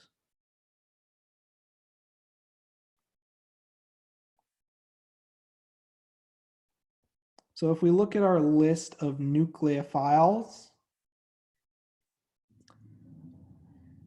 even though the halides are classified as somewhat strong, they aren't nearly as strong as your localized anion nucleophiles like your thiolates, your alkoxides, your carbon-based nucleophiles, or your nitrogen-based nucleophiles when deprotonated. So they're serviceable. From the perspective of this class, you can consider them good nucleophiles. So I can correct that, and we'll just call it a good nucleophile. But they aren't as good as other very strong nucleophile. They're serviceable. So if you see like sodium iodide or sodium bromide, your first thought should be this nucleophile is serviceable. It's not great, but it'll work for Sn2 reactions. It's not bad enough where we have to think SN1 reactions are a possibility, and we know that it's not basic, so elimination is likely off the table. Does that make sense? Yeah, I mean, for this class, just consider iodide good, and we can leave it at that, but it's not a perfect nucleophile. It's just okay. Okay, let's look at the following reaction. So in this case, we're treating a tertiary alcohol with hydrochloric acid and dichloromethane. So thinking about our substrate, is it primary, secondary, or tertiary? Tertiary. Is our solvent protic or aprotic?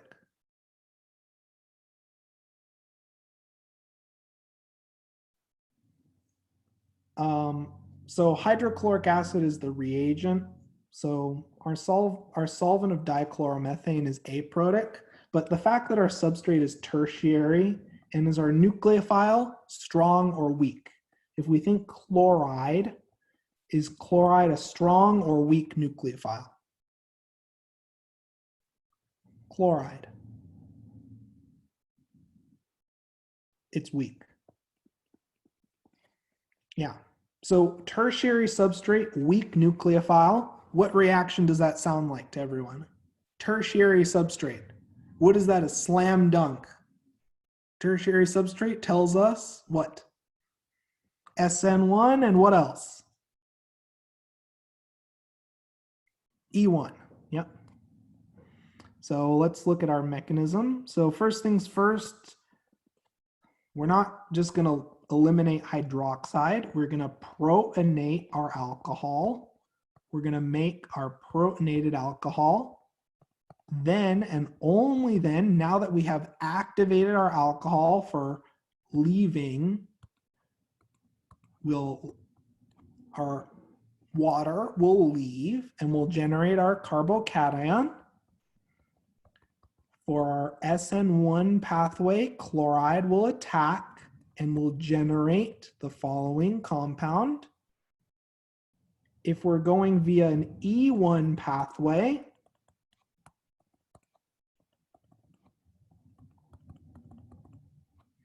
well, likely the more plausible base would be another equivalent of tert butanol will remove a proton and will generate the following alkene, and this is via the E1 pathway. So those are both of the products that we'd expect through both mechanisms. Does this make sense to everyone?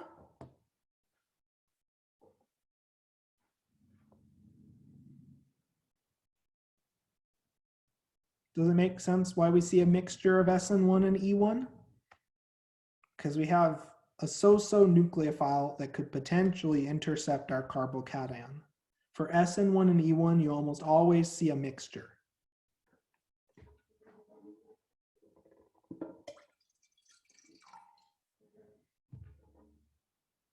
Any questions on this example?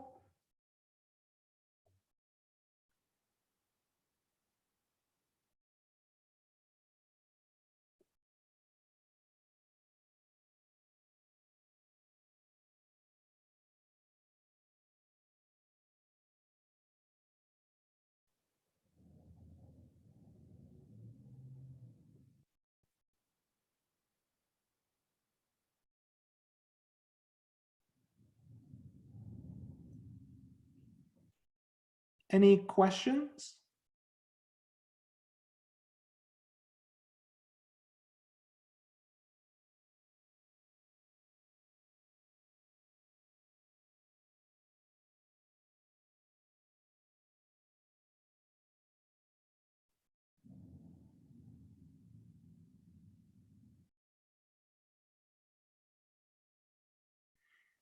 Okay, let's keep going then.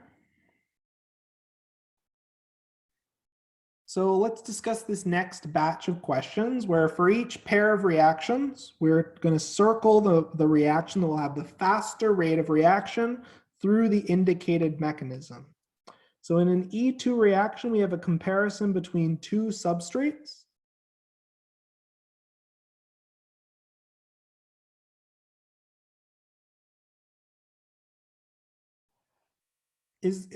I saw your comment in the chat. Is there a question I can address about the flowchart that we have in the notes?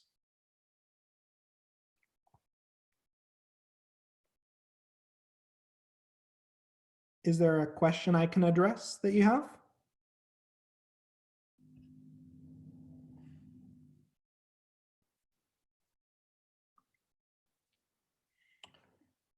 So for example, for our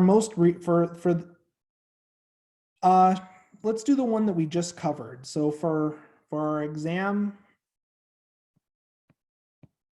that we covered, let's look at our last two examples. So let's look first for this mesylate displacement. So let's go to our notes, and our substrate is secondary. So we go down here. We say, is our nucleophile strong or weak? It's relatively strong, so we see we're in the Sn2 pathway. Does that make sense? For the mesylate displacement? Did that make sense? Okay, let's go back to the exam and let's look at the next example. So let's go through our flow chart. Our substrate's tertiary. Is the base strong or weak? The base, there's no base present. Is the nucleophile strong or weak? The nucleophile is weak. So we'll see a mixture of E1 and SN1. Does that make sense?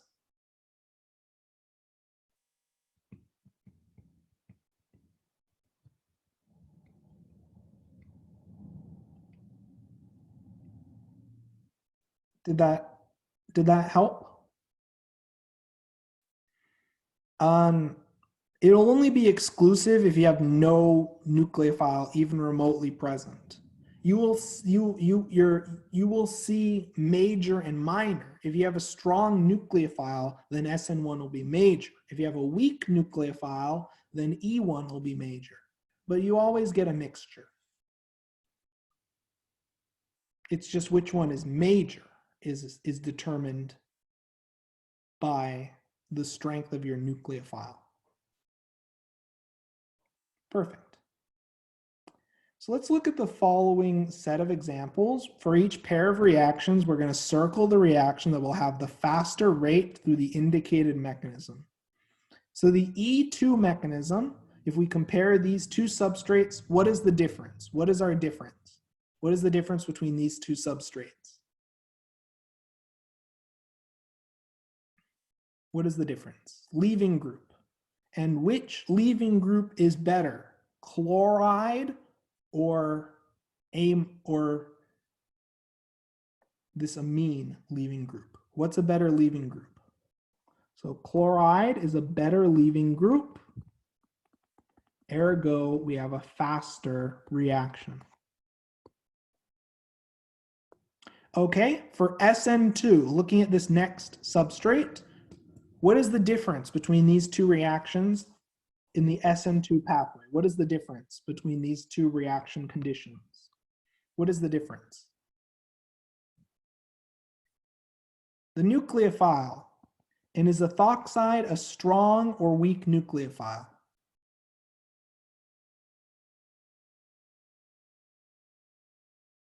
Strong, yep. And is ethanol a strong or weak nucleophile?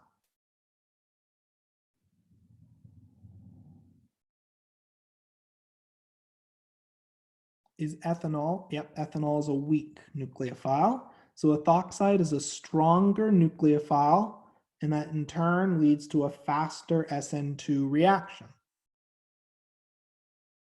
Okay, let's look at this next example. For the Sn1 pathway, what is the difference between these two substrates? What is the difference between these two substrates? Tertiary versus secondary, exactly. Substrate on the left is tertiary, substrate on the right is secondary. What reacts faster in an Sn1 pathway? Tertiary or secondary? What reacts faster? Tertiary, yep.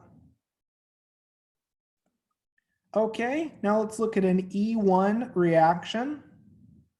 So what's the difference between these two substrates in the E1 reaction?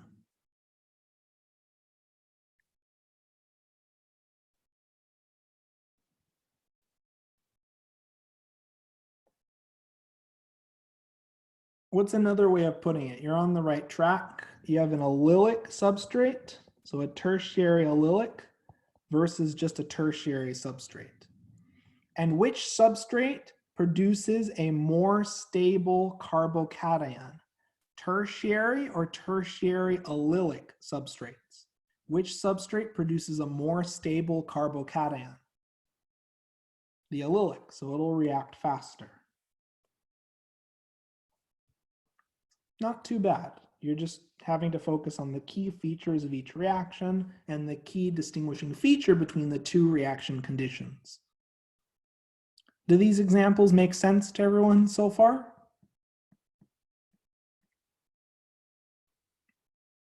Okay, perfect. So let's keep going now.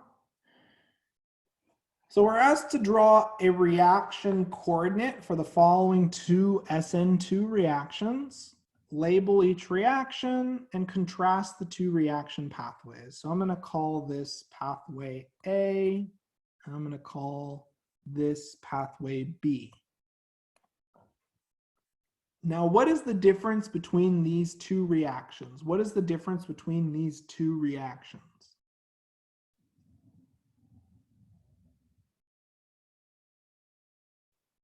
Nucleophile. So A has a stronger nucleophile. So if I draw my reaction coordinate, so first things first, let's just look at A in a vacuum. So we have our substrate.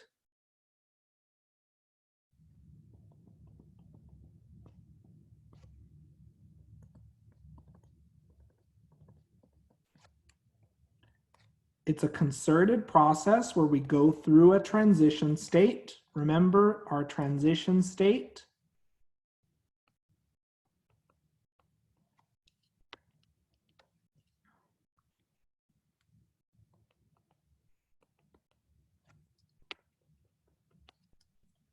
I'm going to draw it in a bit of an odd way just to make it easy to see.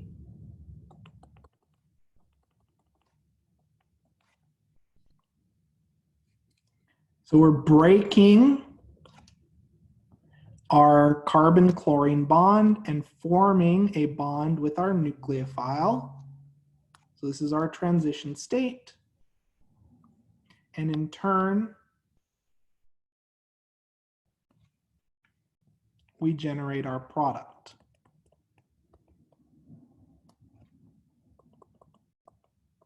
The transition state is going to look very similar for both of these reactions.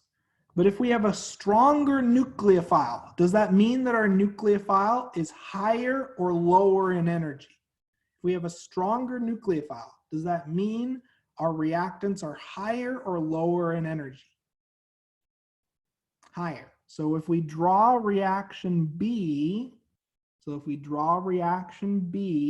going to draw our starting material lower in energy, and our transition state is going to be about the same energy.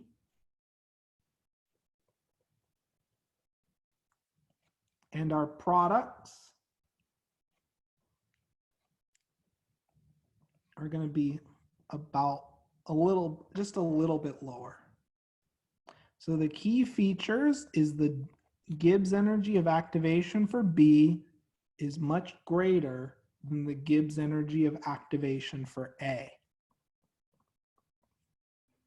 And the reason for that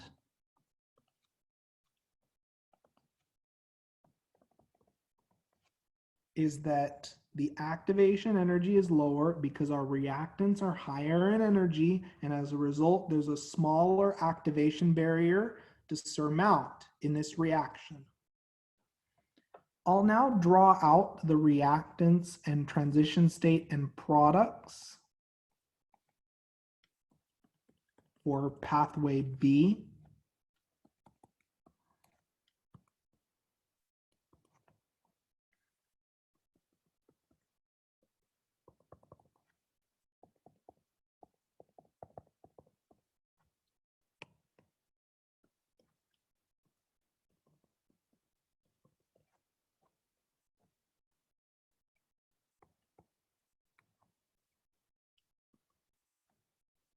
Oh, I don't know why it decided to overlay like that. One moment.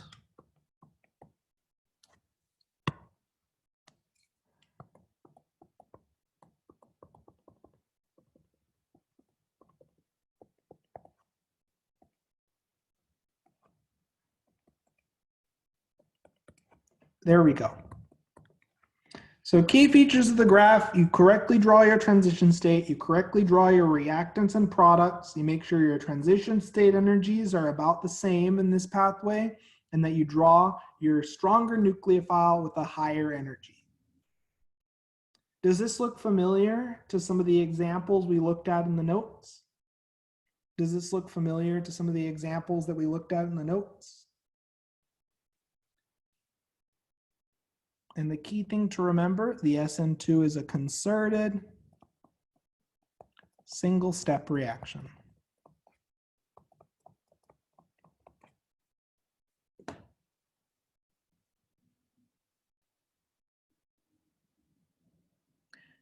So the Gibbs energy of activation for A is lower because our stronger nucleophile is a higher energy species.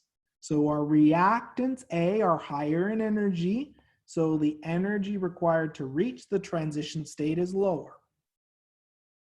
Does that make sense? Stronger nucleophile, higher energy, and as a result, lower activation energy.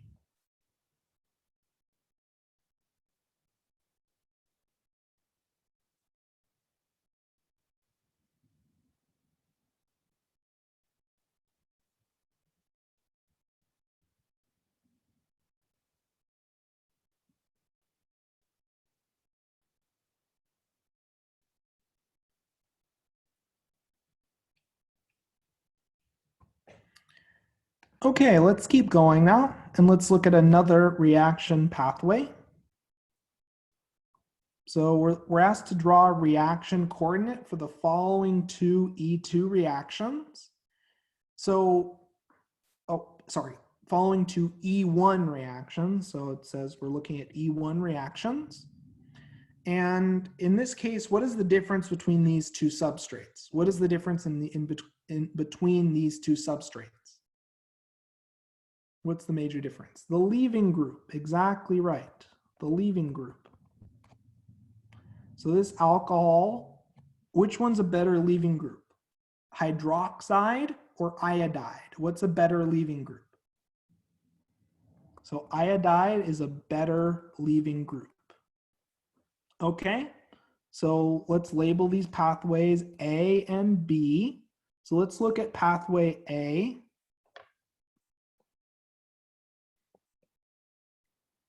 So first things first, we have our reactants.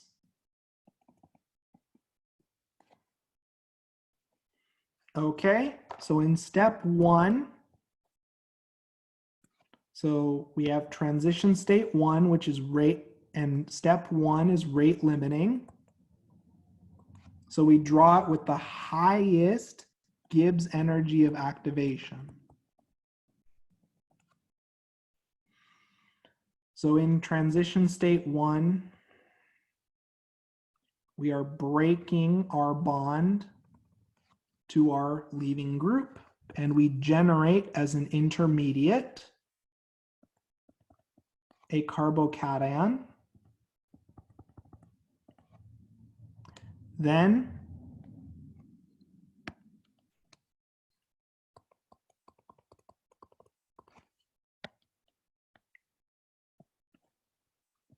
we'd have a second step with a lower Gibbs energy of activation. This is delta G step 2, which would involve a transition state 2 where we are forming a bond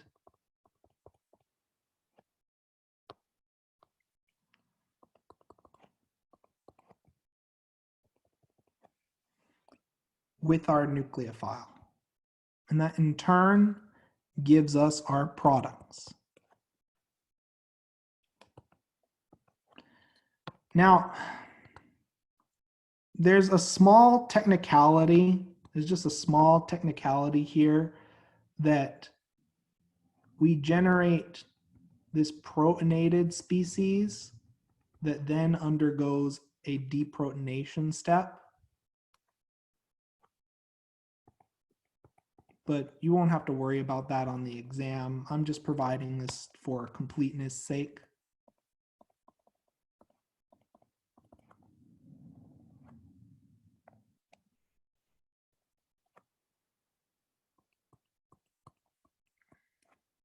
Now, key features of the graph that I'm looking for: two transition states, a carbocation intermediate, and that you make sure that your first state has a higher Gibbs energy of activation. Okay, so now let's look at pathway B. So if we have a better leaving group, will our Gibbs energy of activation be lower or higher? If we have a better leaving group, will our Gibbs energy of activation be lower or higher? Lower, yeah.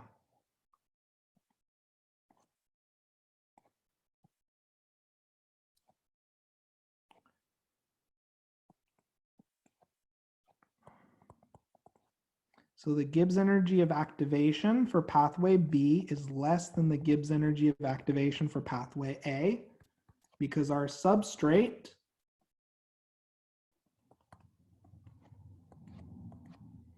is higher in energy. And we have a better leaving group. Does that make sense so far? Once we breach the first step, the two pathways are exactly identical.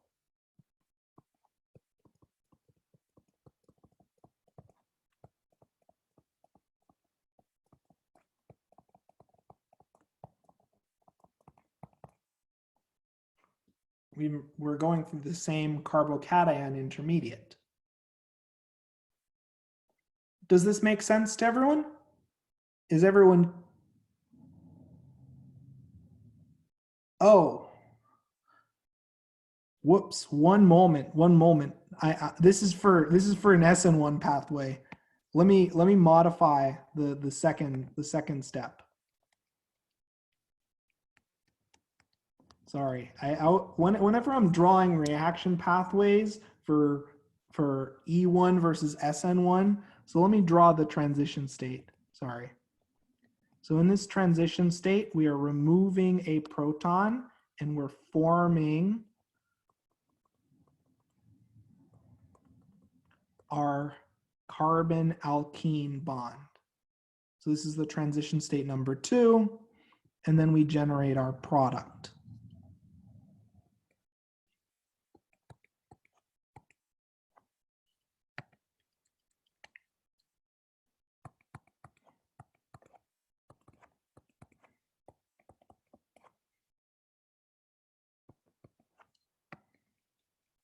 Sorry about that.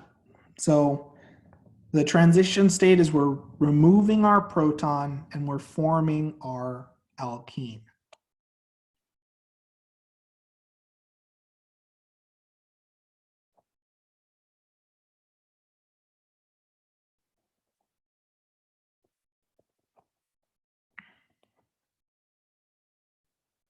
Does this look familiar to the pathways that we've discussed in the notes?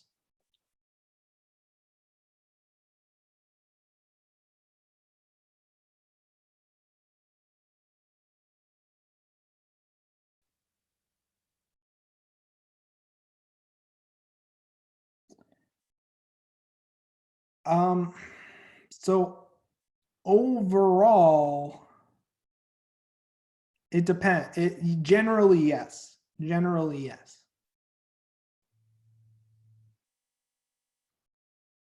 Generally, yes. Mm-hmm.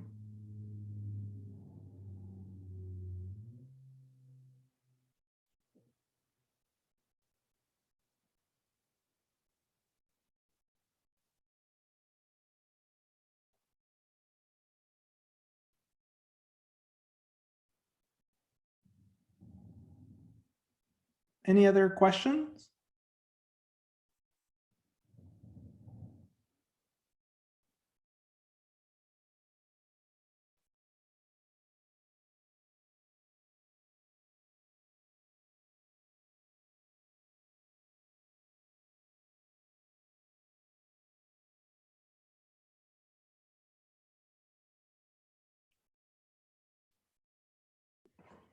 Okay, let's keep going then.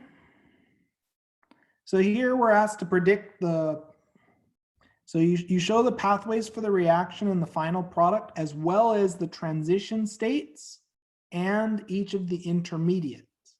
Notice how I drew out the 2 transition states and our intermediates involved. You're going to need to make sure to draw out all of your transition states and your intermediates.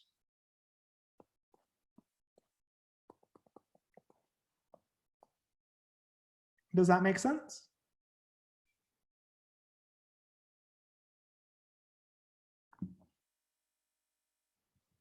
Okay, perfect. So let's take a look at this next batch of questions. So we're asked to predict the products and indicate the stereochemistry.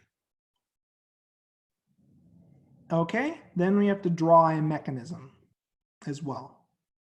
Okay, so for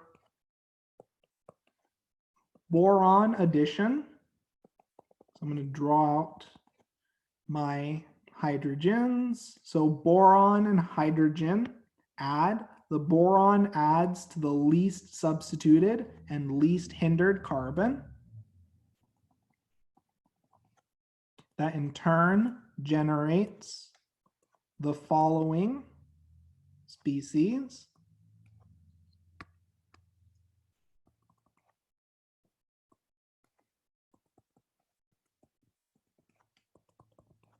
And after oxidation with hydrogen peroxide, which you don't have to show, you'll generate the following product.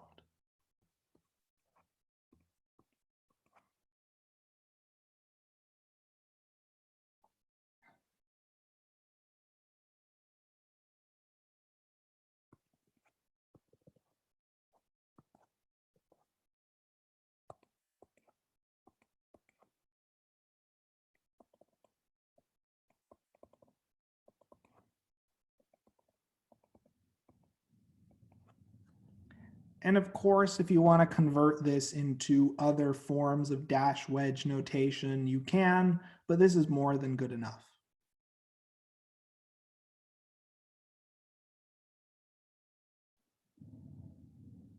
The recording will be up sometime tomorrow.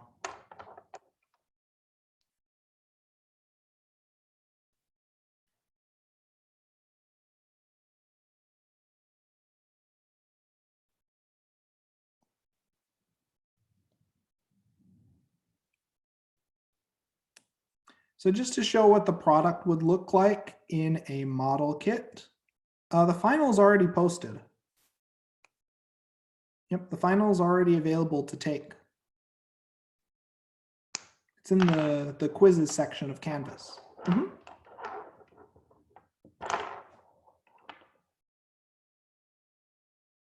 Yep, it's all available for you to take.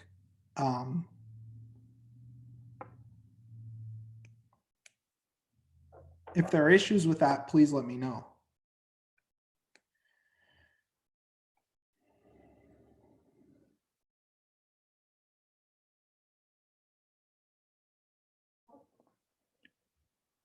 Okay, so yes, it adds the right carbon because it's less hindered. Yeah, methyl is less hindered than ethyl.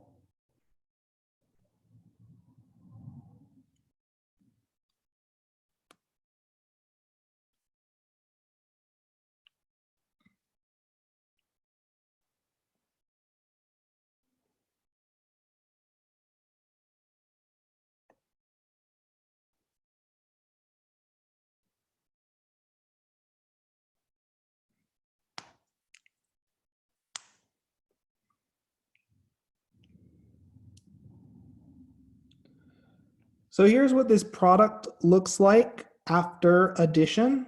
So here's what the product looks like after addition.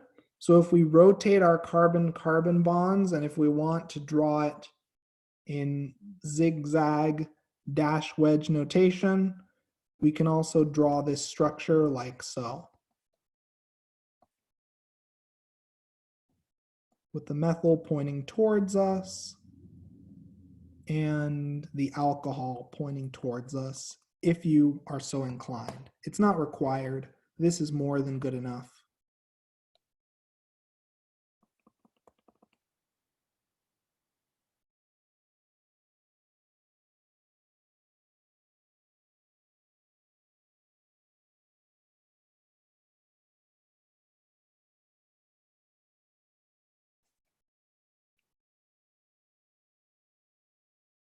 Oh, one moment. Let me just correct this really quickly. 1, 2, the ethyl is pointing towards us and the alcohol is pointing towards us. There we go.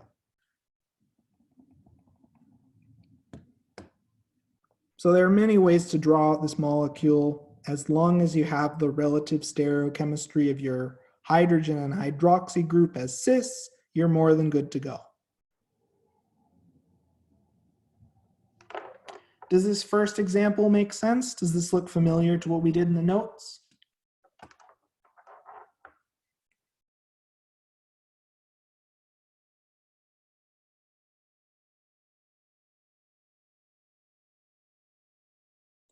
Okay, so let's keep going now and let's look at another example. In this case, we're treating the following cyclic species with N-bromosuccinimide and water. So N-bromosuccinimide looks something like this. if you want to recall the exact structure of N-bromosuccinimide, remember we drew out the structure in the notes.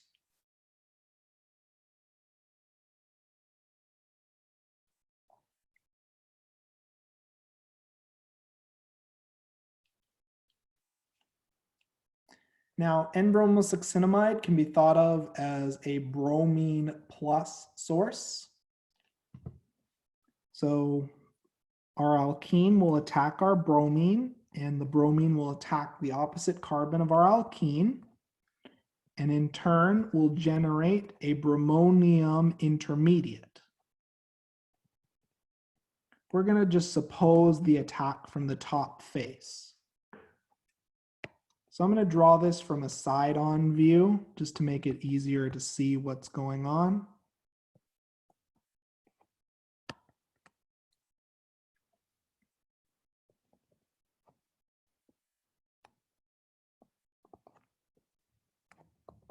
And now, how will water attack? Will water attack from the top face or the bottom face? And what carbon will water attack? The most or least hindered carbon?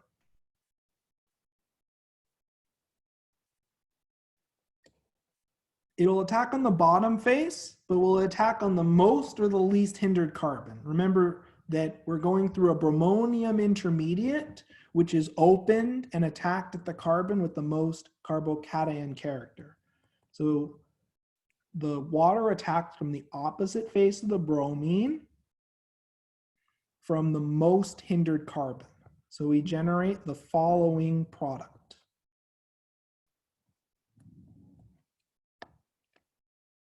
So our methyl is up, our alcohol is down, and our bromine is up. In one last step, just to finish this off, water pulls off the proton, and we're left with the following product.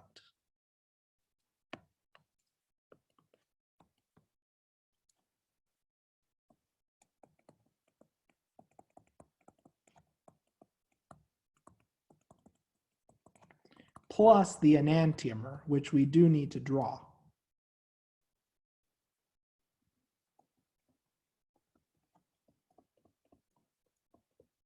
Because the bromonium can add from either face.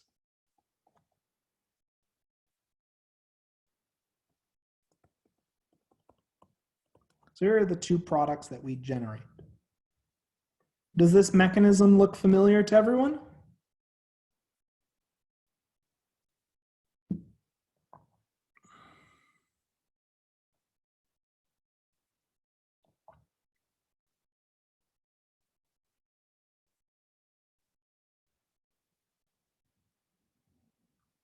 Okay, perfect. So let's keep going. Well, you would technically attack at the most substituted carbon that can most accommodate a building positive charge. So the most substituted carbon is the carbon with the most substituents, although you can see preference for attack on allylic carbons because they can accommodate more carbocation character. Does that make sense?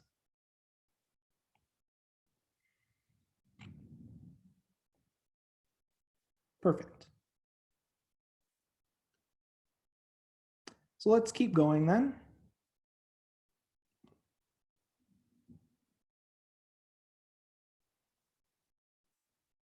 Okay. Sorry for the lag. Sometimes it slows down when they're... Okay, so let's look at the following mechanisms. So we're adding bromine in the dark. So first things first, our alkene is going to attack bromine, and bromine is going to attack our alkene. And we're going to generate the bromonium intermediate from the top face. So these substituents in the front will get wedges. These substituents in the back will get dashes. Now our bromonium intermediate is going to be attacked by bromide. And is there any regio selectivity? Are both of our bromines equally substituted? Are both of our carbons equally substituted? Yeah, the dark is essentially just saying that no radicals will form. Is there any preference in terms of which carbon we should attack? No preference, none whatsoever.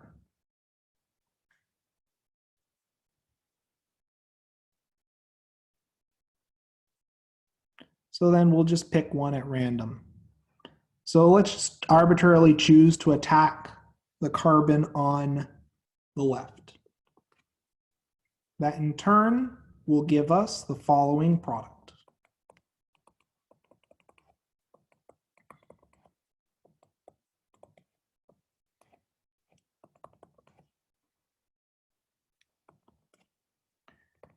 Plus, we also generate the enantiomer, which looks something like this.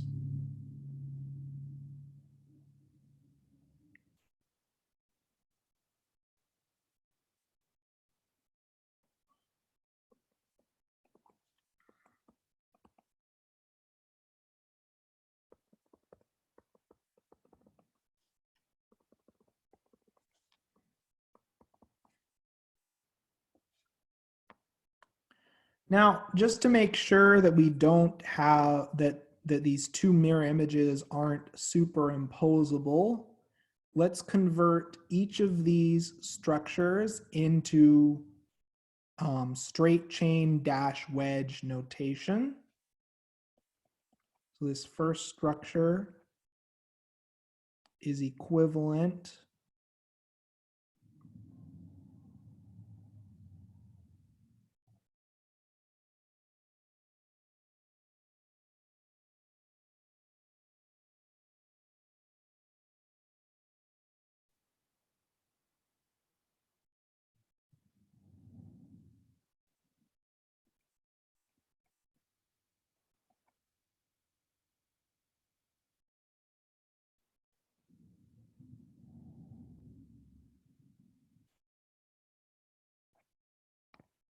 Let's make a model just to showcase this. Give me one moment to put together a model.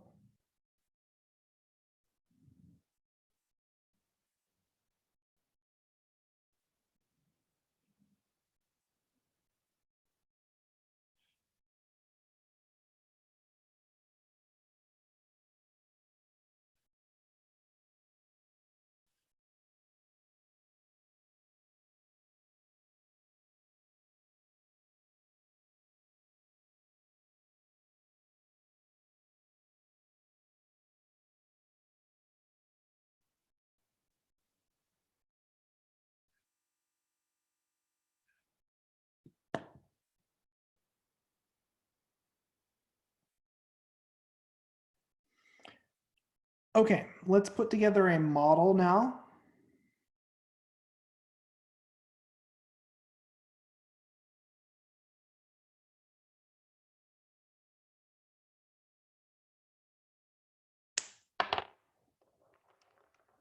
Give me 1 second just to get that all put together.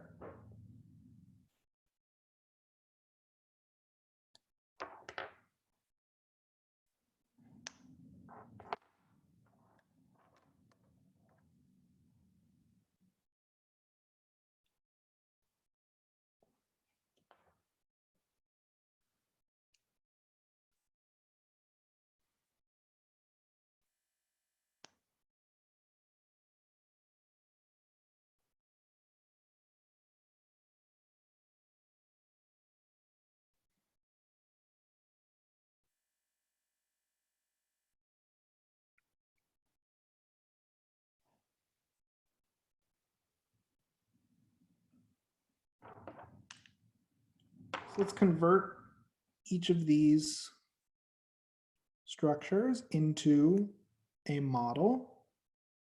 And now let's take a look at the following model. So first and foremost, we can verify that both of our bromines are trans to each other. On the right, we have our hydrogen in front. On the left, we have our methyl in front. We're now going to rotate our molecule so it's in dash wedge notation, and our entire carbon chain is completely in the plane of the page.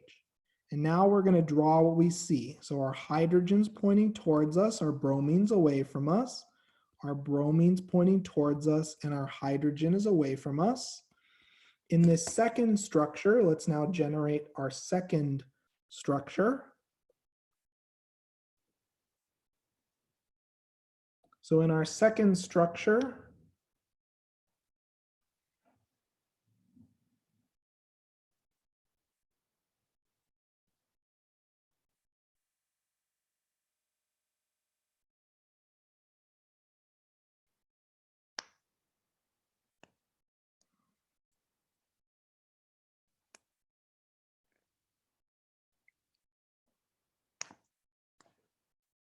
and it's just important to check that you aren't drawing meso compounds.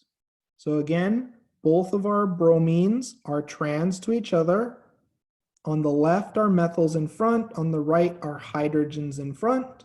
We're now going to rotate this molecule and then draw it using dash wedge notation. So here we have the bromine in front and the hydrogen in front. Okay, so we can clearly see that these two compounds are enantiomers. Does that make sense to everyone? Is everyone comfortable with that explanation?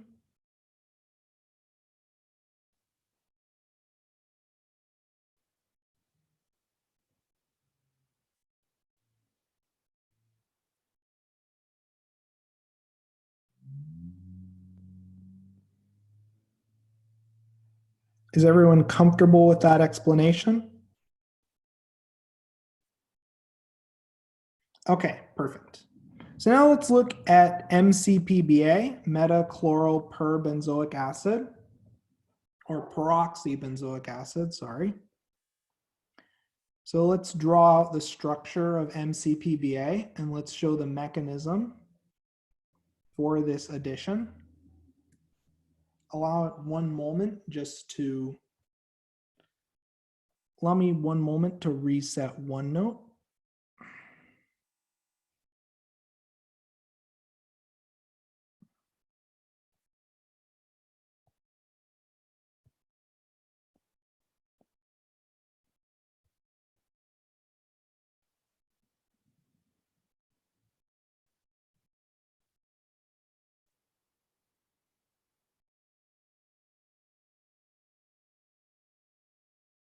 Okay, so first and foremost, let's draw our alkene, MCPBA, metachloro.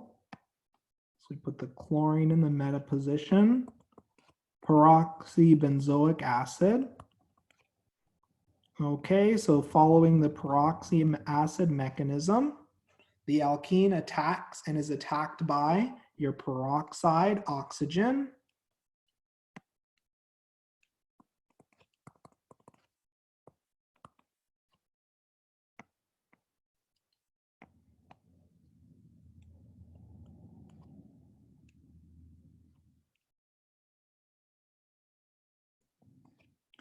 There we go.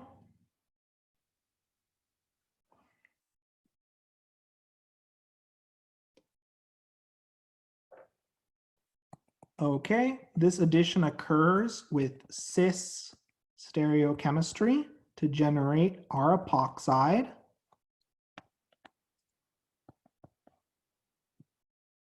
This approach can occur from either face. Now that we have drawn out our epoxide, treatment with sodium hydroxide. Is our hydroxide going to attack from the same face as our epoxide or the opposite face?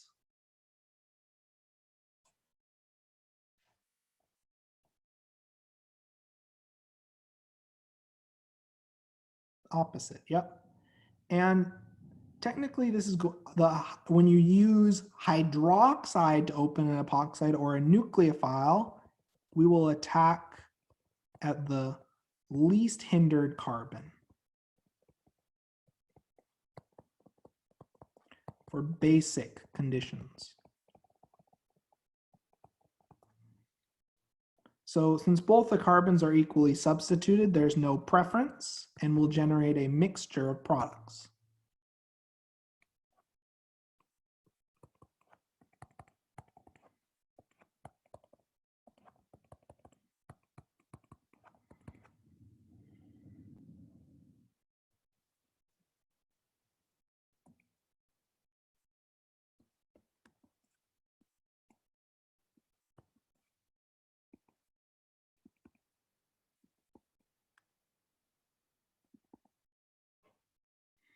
Now, of course, you'll also get a mixture of epoxide enantiomers. So you'll also generate the enantiomers as well.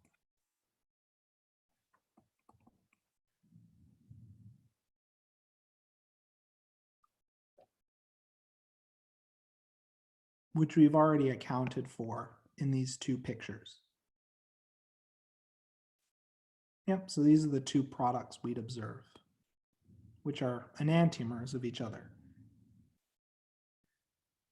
Any questions on this example?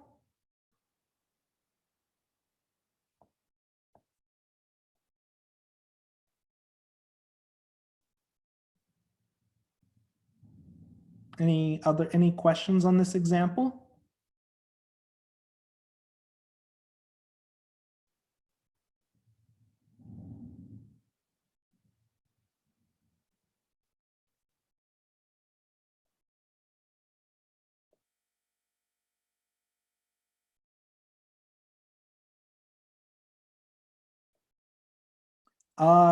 So this first step is epoxidation.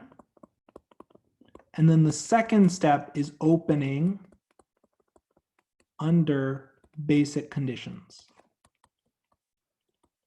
So if we omitted step 1 stops here.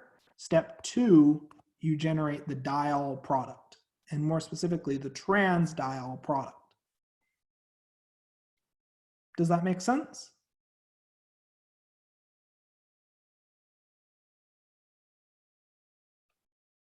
Perfect.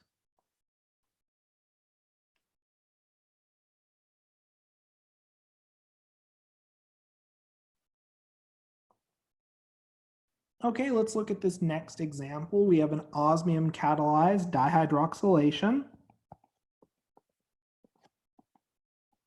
So remember, this is for Sn dihydroxylation.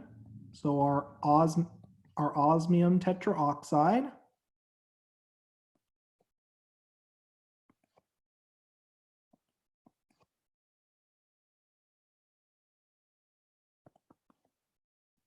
will attack and be attacked by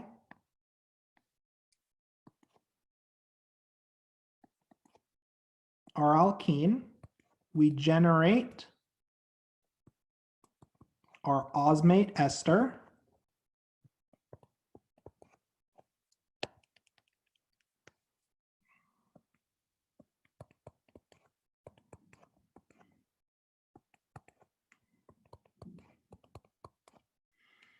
And then in the second step with potassium hydrogen sulfite or potassium bisulfite, we generate our cis or syn diol product. Here we go, plus the enantiomer, which occurs via dihydroxylation from the opposite face.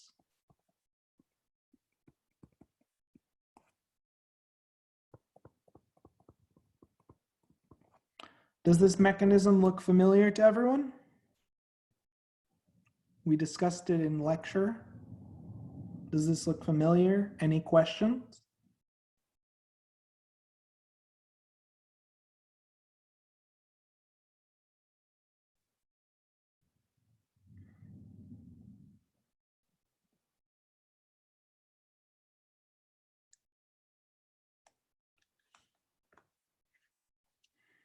Okay, let's keep going.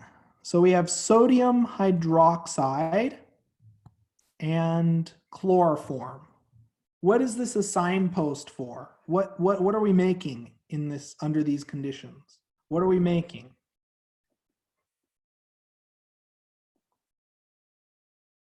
Special type of species, what are we making? Sodium hydroxide, chloroform. What's being formed there?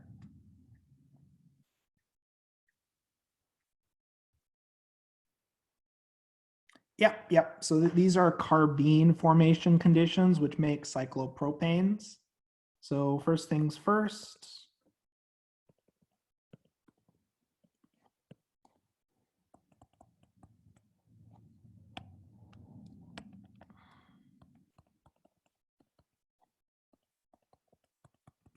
First things first, hydroxide removes our proton to generate our carbon anion. Then chlorine leaves and we make our carbene. Now that we have our carbene in place, our dichlorocarbene is going to attack and be attacked by our alkene.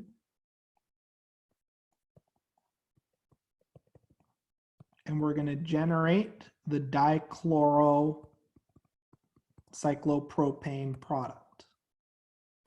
We also make the enantiomer, which is formed, so this should be a methyl, which is formed from the attack from the bottom face.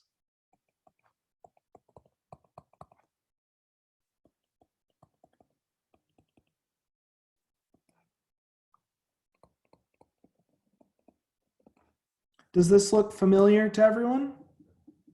Does anyone have any questions on this?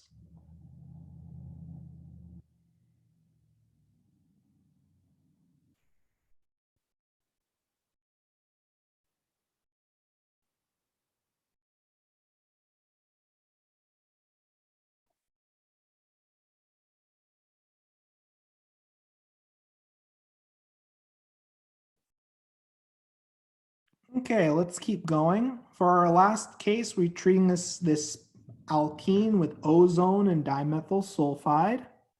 So in terms of our mechanism,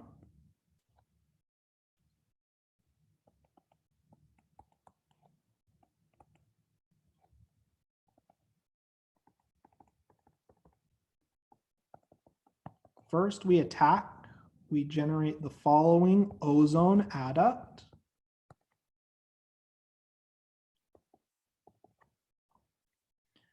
Then we undergo a rearrangement.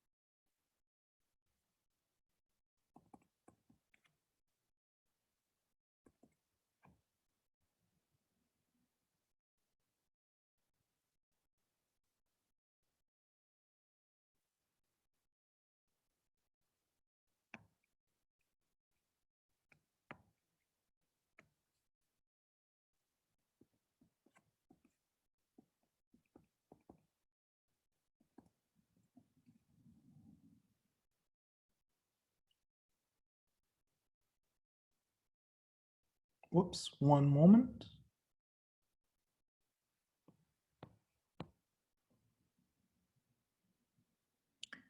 After the rearrangement,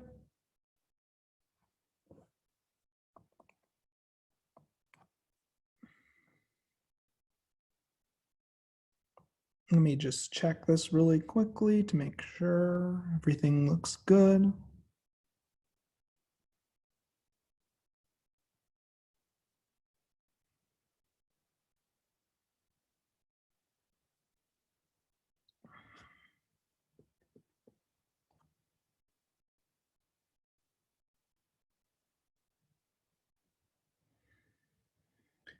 Okay, next we have attack. Let's draw this a little so that it's a little bit easier to see. We have attack followed by an attack to generate this cyclic three-membered intermediate.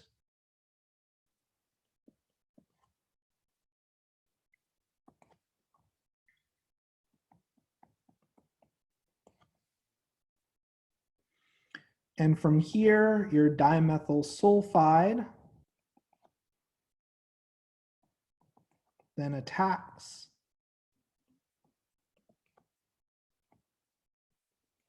breaking open this three-membered ring.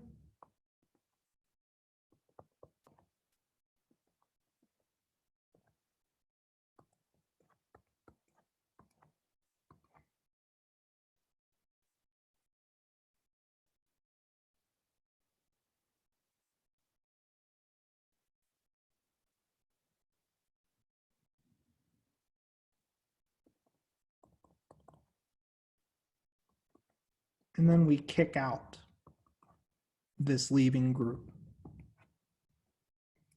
to generate an aldehyde and a ketone. You don't have to worry about the mechanism. This will primarily be extra credit on your, sorry about that. One moment. The screen sharing paused for some reason.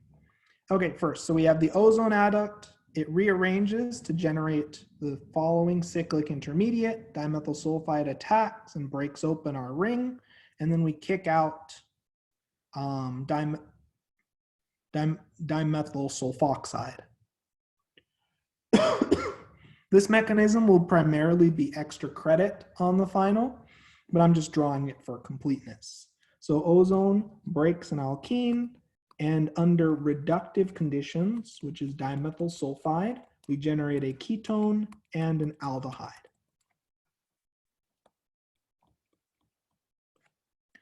Does that make sense to everyone? Does everyone see why we're under reductive conditions?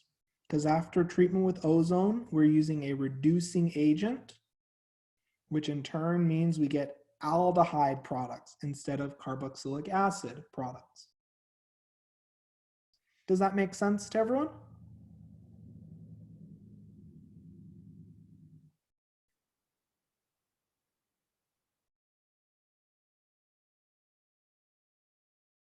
Can I get some feedback in the chat that everyone understands the products and why where does the aldehyde get its hydrogen? Well, there's always a hydrogen attached to that carbon. So it's just comes from that. Does that make sense?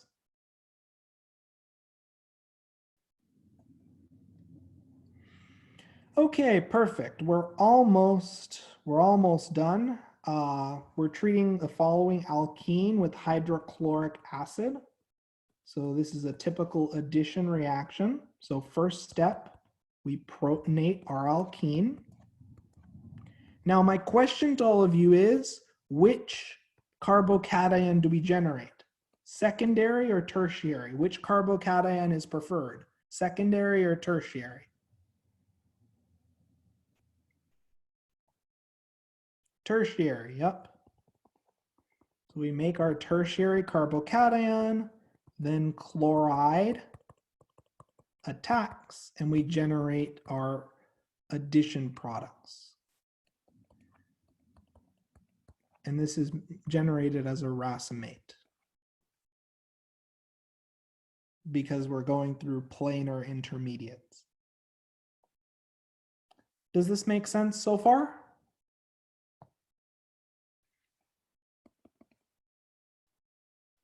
Okay, perfect. Let's look at one more mechanism. So we're asked to predict the products if we treat something with HBr and a peroxide in the presence of light. So these signal that we're dealing with radical conditions. So first things first, we have to show each of the steps for our radical reaction. So first step, we have initiation. We're actually generating our radical. by breaking apart our oxygen-oxygen bond. So we generate 2 alkoxide radicals. Next, our alkoxide radical is going to abstract a hydrogen from HBr. Now notice how I'm using fishhook arrow notation because we're describing single movements of electrons. So this is known as one of the propagation steps. So we generated bromide radical. Whoops, one moment. Now we're going to add to our alkene. And my question to all of you is, what radical are we going to generate? The benzylic tertiary radical or the primary radical? Which radical is preferred? Tertiary or primary?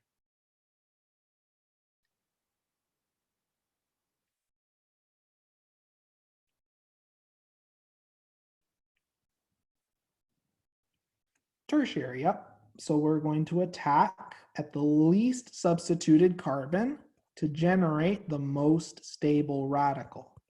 Notice the difference in regio selectivity between radical versus polar alkene addition of halogen acids. Does everyone see the difference in regiochemistry?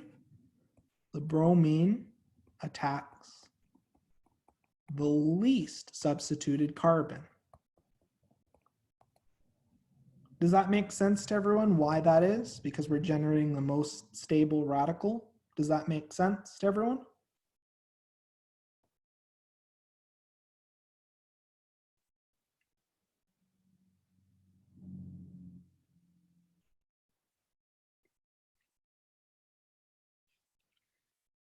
Okay, so let's keep going now with the mechanism. After we generate this radical, it's going to abstract a hydrogen, and we're going to generate our product.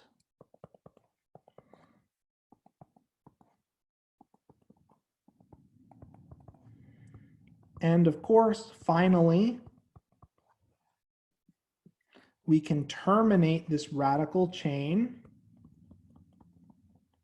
via combination of 2 radicals.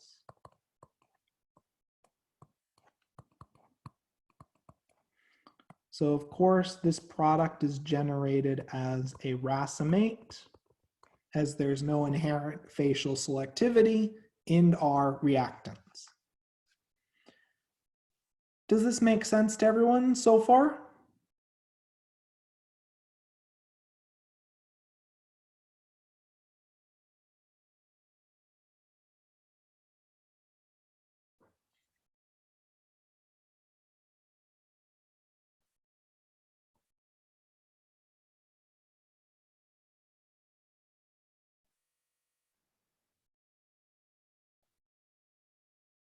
Okay, perfect.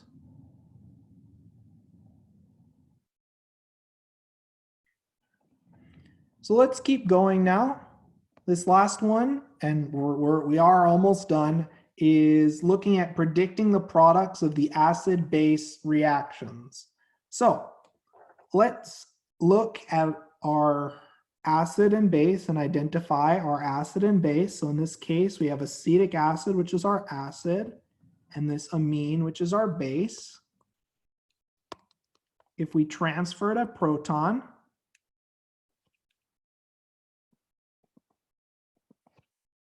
we would generate acetate and the following ammonium species. What is the pKa of a protonated amine, roughly? What is the pKa of a protonated amine?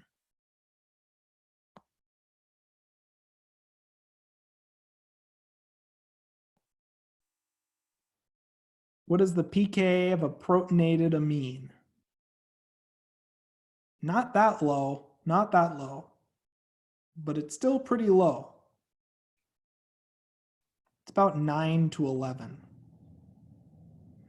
What is the pKa of acetic acid? Yeah, it's in the ballpark of around 11. Yep. What is the pKa of acetic acid?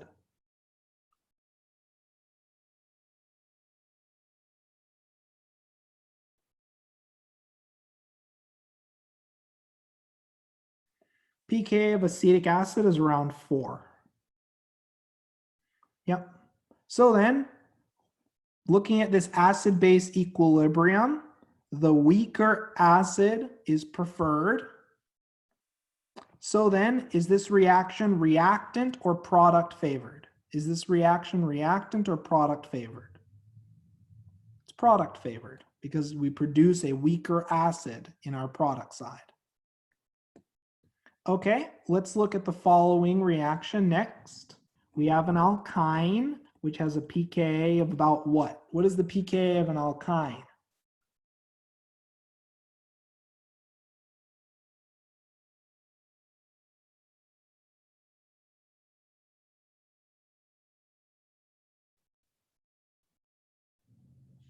Around 25, yeah. Okay, after our acid-base reaction, we generate our acetylide anion as well as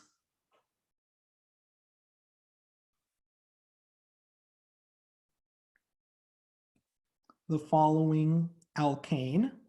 What is the pKa of an alkane proton about? What's the pKa of a normal alkyl proton? About 40, yeah, super high. So is this reaction reactant or product favored? Is this reaction reactant or product favored?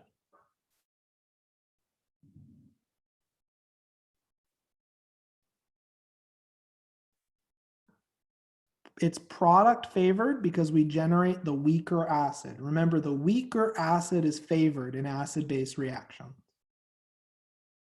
Okay, perfect. And that's it for the exam. So as you see, it didn't take us too long to complete, even though we were stopping and referencing different portions of our notes.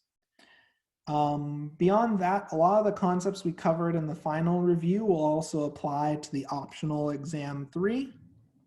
Are there any other last minute questions before we close off today's discussion?